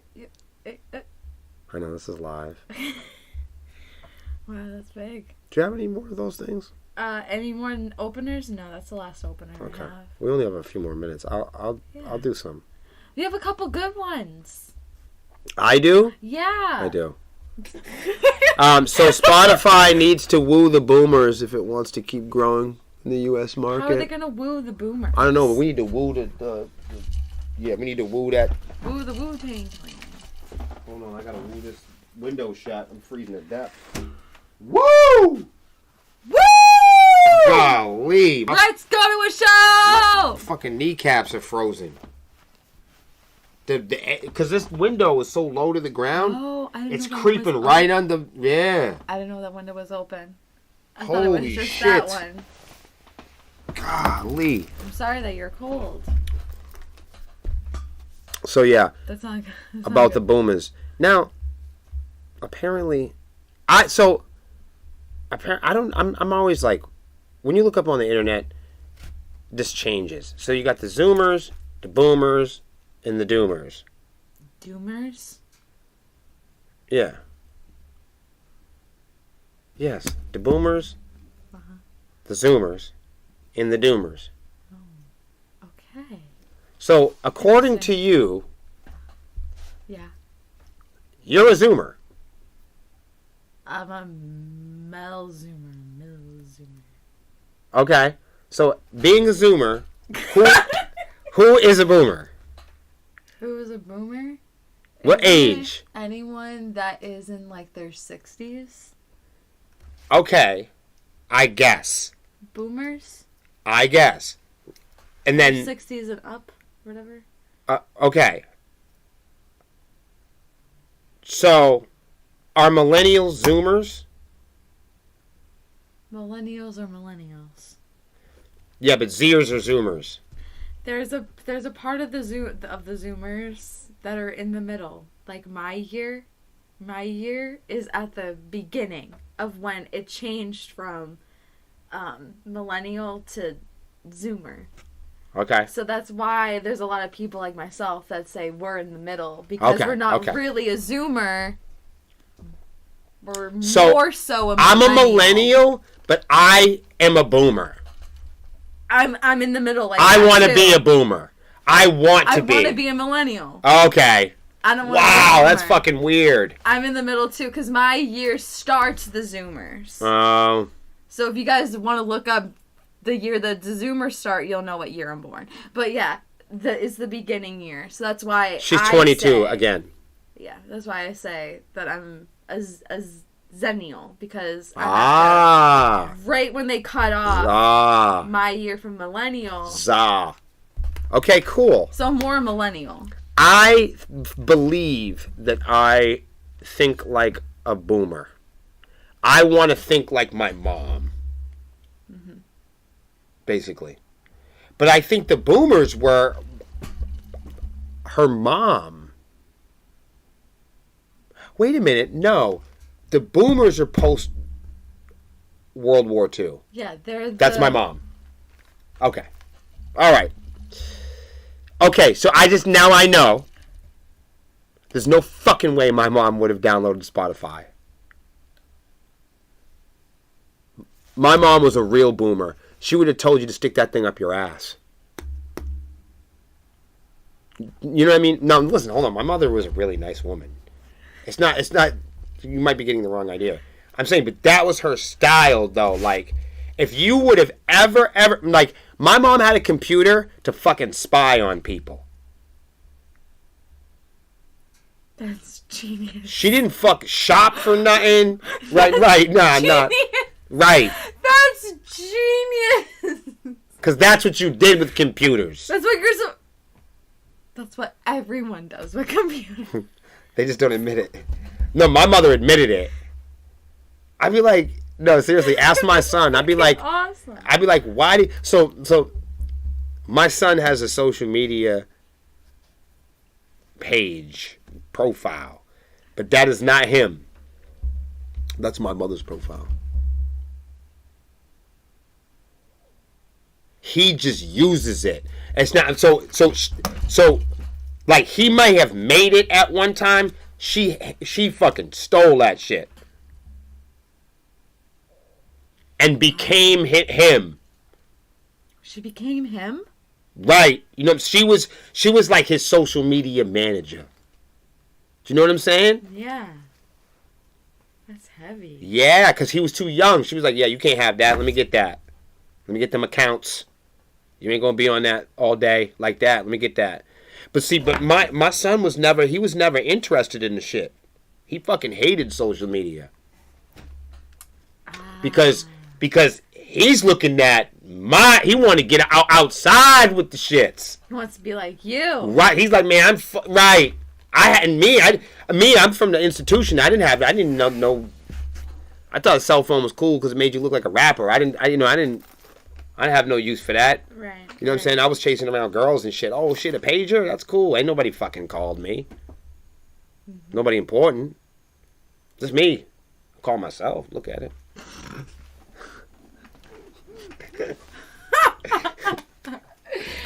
You know what I'm saying? Right. So I guess you could call us then old souls because we don't really like the internet like that. Man, yeah, fuck the internet. If it turned off, I watch everybody start crying and shit, get scared. So how are they going to convince, though, the boomers to get a Spotify? So how? They're not gonna. That's the whole point I'm trying to make. Not gonna tell it. I'm trying to tell you something right now. There's no fucking way. So we're doomed because the boomers don't. Yes. So last funny story. Okay. We got enough time. Yeah. So my mom. Uh-huh. She used the internet and computers like a Spetsnaz, like a Russian terrorist. You know what I'm saying? She wanted to know, right. So she would use my son's account to troll me and figure out what I was doing. She did it to That's fucking. And if you jack into my shit, you know what's going on around town. So she was all sorts of like, wow. Yeah. So she was like, I know what's going on. That shit, you know what I mean? I know what you're doing. Right. It's like mom shit, you know? Wow. So that is smart, man. She started getting older, you know what I mean? We all shared a family account. Me, her, and my son on the phone, you know what I mean? One day she calls me. She's like, now remember, I told my mom, she started getting older. I said, hey, look, you really need a cell phone. You couldn't go like this to my mom. Hey, look, she would look at you like, you better get your fucking hands off me, you greasy piece of shit. Don't try to talk down to me. You know what I'm saying? You couldn't, like, old lady, you really need to. She would have been like, did you wash your fucking hands? You know what I'm saying? Like, she would have looked at you like you didn't wash your hands or something. You like smeared. Like, excuse me, like, you better tighten up. But she would be like, the type of person, like, how dare you question whether she has a cell phone or not? Like, cell phones are for the weak. You know what I'm saying? Like, if you was like, hey, well, listen, Diana, you really need to, you're getting older now. She'd be like, the fuck I am. You know what I'm saying? What do you think? I'm about to die or something? She would have questioned you, You must think I need a cell phone or something. Like I'm going to fall down. You know what I mean? She wasn't having that.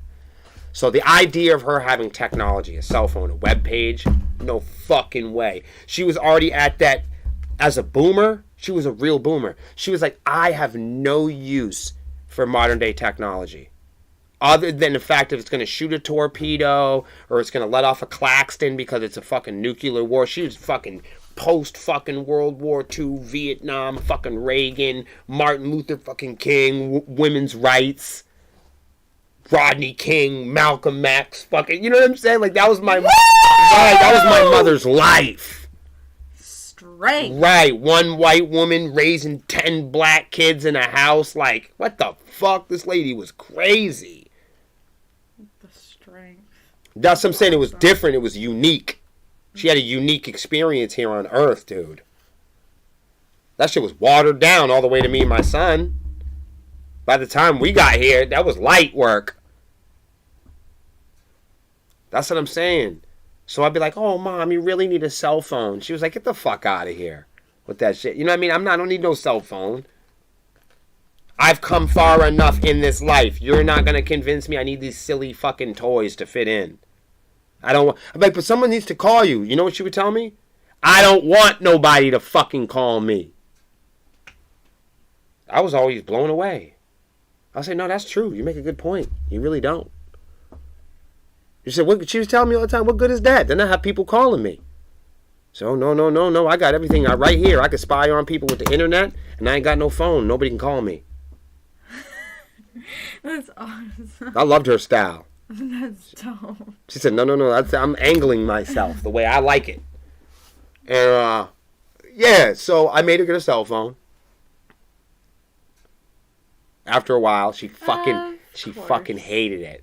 But you know, I'm her son, so she's like, "Oh, I have one. It's in my pocketbook."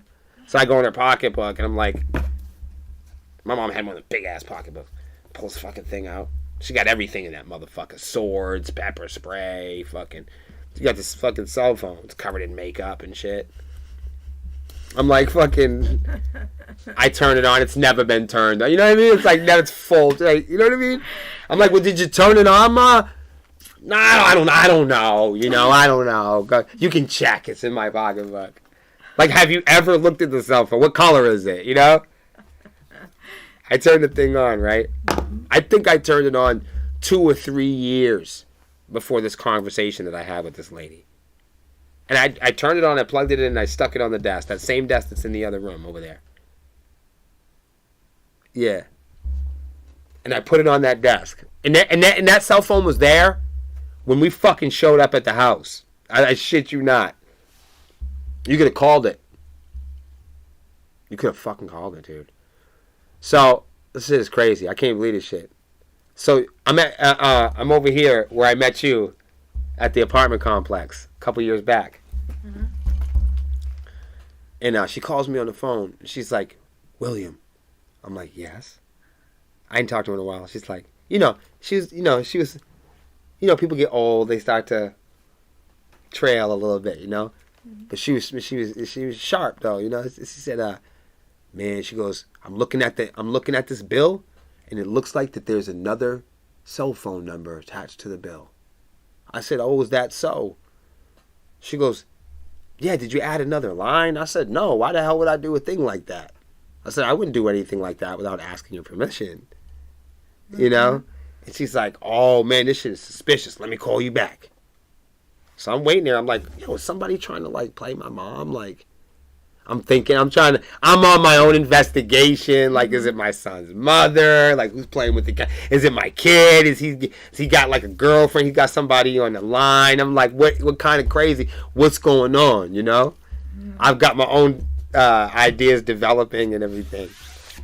And I call her back, and she's all concerned. I'm like, did you figure it out? She goes, no, I'm looking at the bill, and nobody's made a single phone call. I said, oh, for real? I said, that's fucking weird.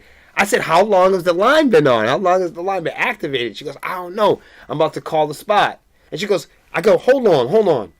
What's the phone number? And she goes, why? I said, did it occur to you to call the phone number and see who picks up? She goes, no, William, that's brilliant. She goes, "You want to call it?" I said, "Hell yeah." I said, "You know me." I said, "Let me get the phone number. I'm going to call him." I said, "Whoever picks up the phone is who got the number." She goes, "That's brilliant." I hung up the phone, right? Dog, I'm like, I dial it. I'm like, I'm going to get this motherfucker. Right? I start calling. Boo. My mom answers the phone.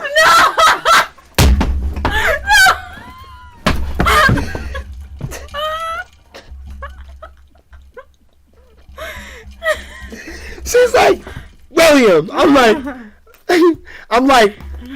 she goes, "I think I figured out."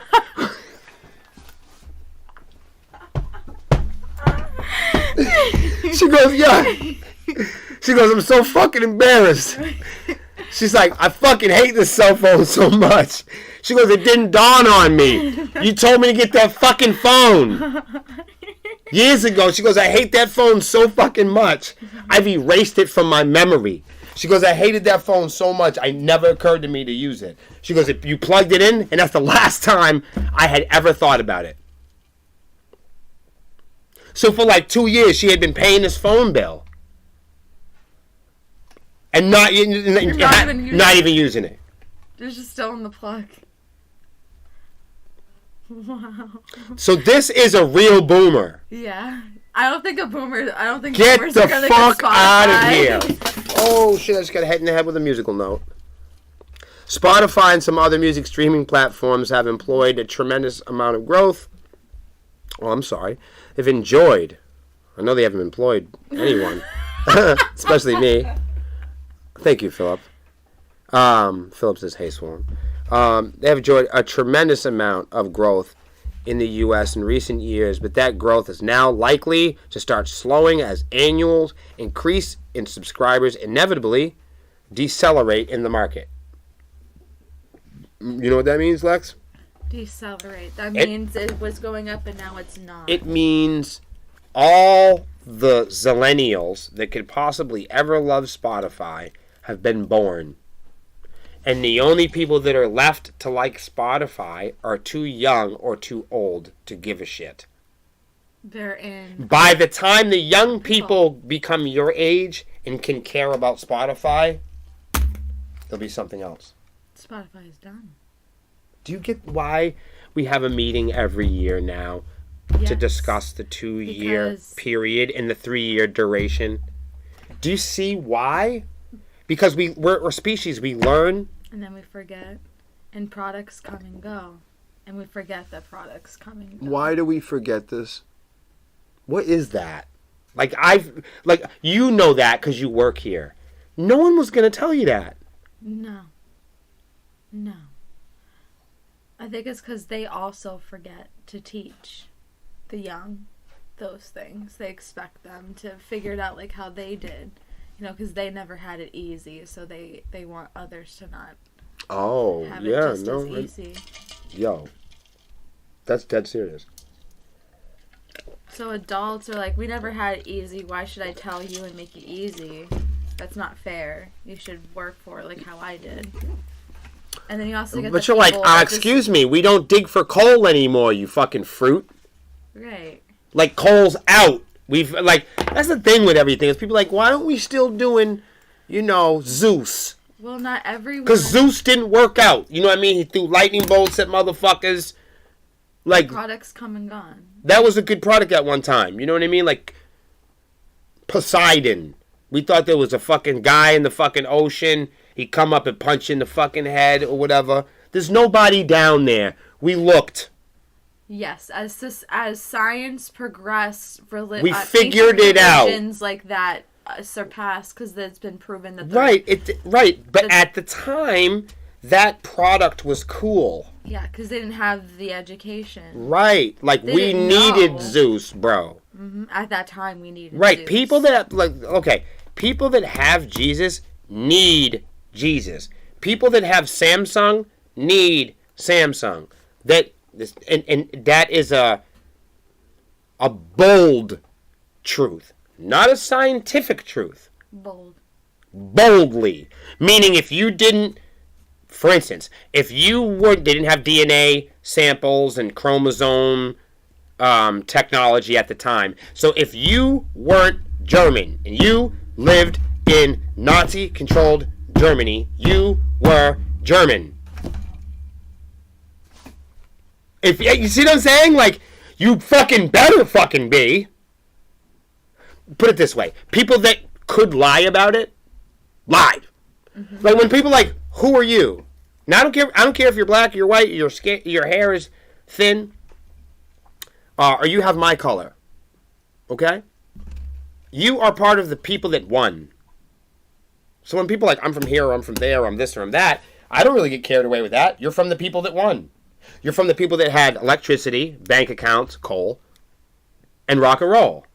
That's who you are. So let's like, if you're making rock and roll, you're you know what I'm saying? If you're making coal, if you're making babies, you're part of the group of people, historically, that fucking won. So when you look at your chromosomes, you're going to see a whole bunch of people. You're going to see but probably about 3,000 to 4,000 people. If you're a modern day person, it took, 4,000 people to make you. Go check it out. It took 4,000 other motherfuckers to make you. For you to even be around. You're responsible for none of this shit. Not the name of your street. Not the name of a tree. You didn't name a fucking blueberry. Yeah, you didn't name yourself. You didn't name shit. You didn't do anything. You didn't come up with a musical scale. You never, you see what I'm saying? If you're an average motherfucker, you didn't do nothing.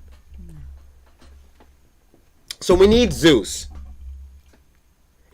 Trust me, the people who were in the pyramids, all those characters and gods and fucking god creatures and all that, they put them on the wall and they fucking definitely believed in them things. They were motivated.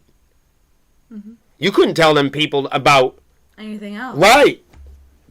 If you would have came around the corner and said, hey man, here's fucking Voltron, or here's Zaboomafoo, or Mr. Rogers, or Jesus, or if you would have gave them Ronald McDonald, they would have fucking stoned you to death. Like, no, that is not it. Right. You move a little bit over here to the left, or you move a little bit over there behind this guy, and all of a sudden there's a different Zeus or a different Easter bunny. Mm-hmm. That's why we can't all do the same thing, because we're not all at the same place. For real. I don't know if they're going to be able to do it, but we're getting closer to the point in the U.S. market where almost everyone could be paying to stream music is already doing so. I just said that. You didn't even read that, and you just said that. Everyone, that is, except for the notable demographic, the baby boomers. Why do we know this is true? Because I have Spotify. And you're probably like, oh my God, Will, you hate Spotify. Yeah, it doesn't matter. I'm in a band. I have to have it. Mm-hmm. I don't like the bank. The bank, you know what I mean? You're going to have it, though. Right. Do you like the DMV? No, but I'm going to have to go there and deal with them. Right, that's what I'm saying. Drive a car. Right, do you like the dentist? No, but I have to go there if I want to keep continuing to eat the foods I like. Do you like, paying a lease, a landlord, or your car payments? No, but I would love to keep the place that I live in the car that I drive. Wow. So in order to have those things, you have to do those things. Boomers remain largely untapped market for music streaming, a fact illustrated by a recent report from Edison. Don't get me on this. Which found that U.S. citizens aged 55, you were kind of close, and above consume far less online audio than other age groups. Now, this is the reason why terrestrial commercial radio still are big. Because of those people, because they're the ones that are using it the most. Right, so when people are like, oh, I don't like the fact that you guys are on Facebook all the time, I'm like, bullshit, that's where our ticket sales are sometimes. Mm-hmm. It depends. You have to know where your demographic is, mm-hmm. and where your biggest target audience is, and you need to go to the place more frequent. Respondents age 55 and above, that figure stood just above 53%, as compared to 89 among 12 to 34-year-olds. That's crazy, 85%. The percentage of 55-plus-year-olds listening to digital audio in the U.S. is growing, but not very fast. Only up 1% last year. Looking at how hard this pertains to Spotify specifically, it had its quarterly earnings tomorrow, which is today, is interesting. Spotify is already well positioning itself among younger listeners, according to the reports. 56% of the 12 to 34-year-old age group who've previously used online audio brand say that Spot is the audio brand they use the most often. Among the 35 to 54 crowd, that percentage drops to 26. That's the crowd that I'm in. Mm-hmm. I fucking hate Spotify. If it fucking ended all tomorrow, I'd watch people squirm and shiver and scream. Oh my god! I mean, honestly, I'm sorry, just for fun. It's kind of like being in a prison and watch the electricity go out. I mean, it's pitch black. There's no windows. So when the electricity goes out in prison, I mean, it's pitch black. It gets fucking scary. You don't, and you have people in your You cell. have no fucking clue what's about to happen. When the lights come back on, you don't know who's in front of your face. Melissa! Yeah. Can you pull the plug? You're the best. Just keep that in your mind. When you turn the lights go out, what are you gonna do?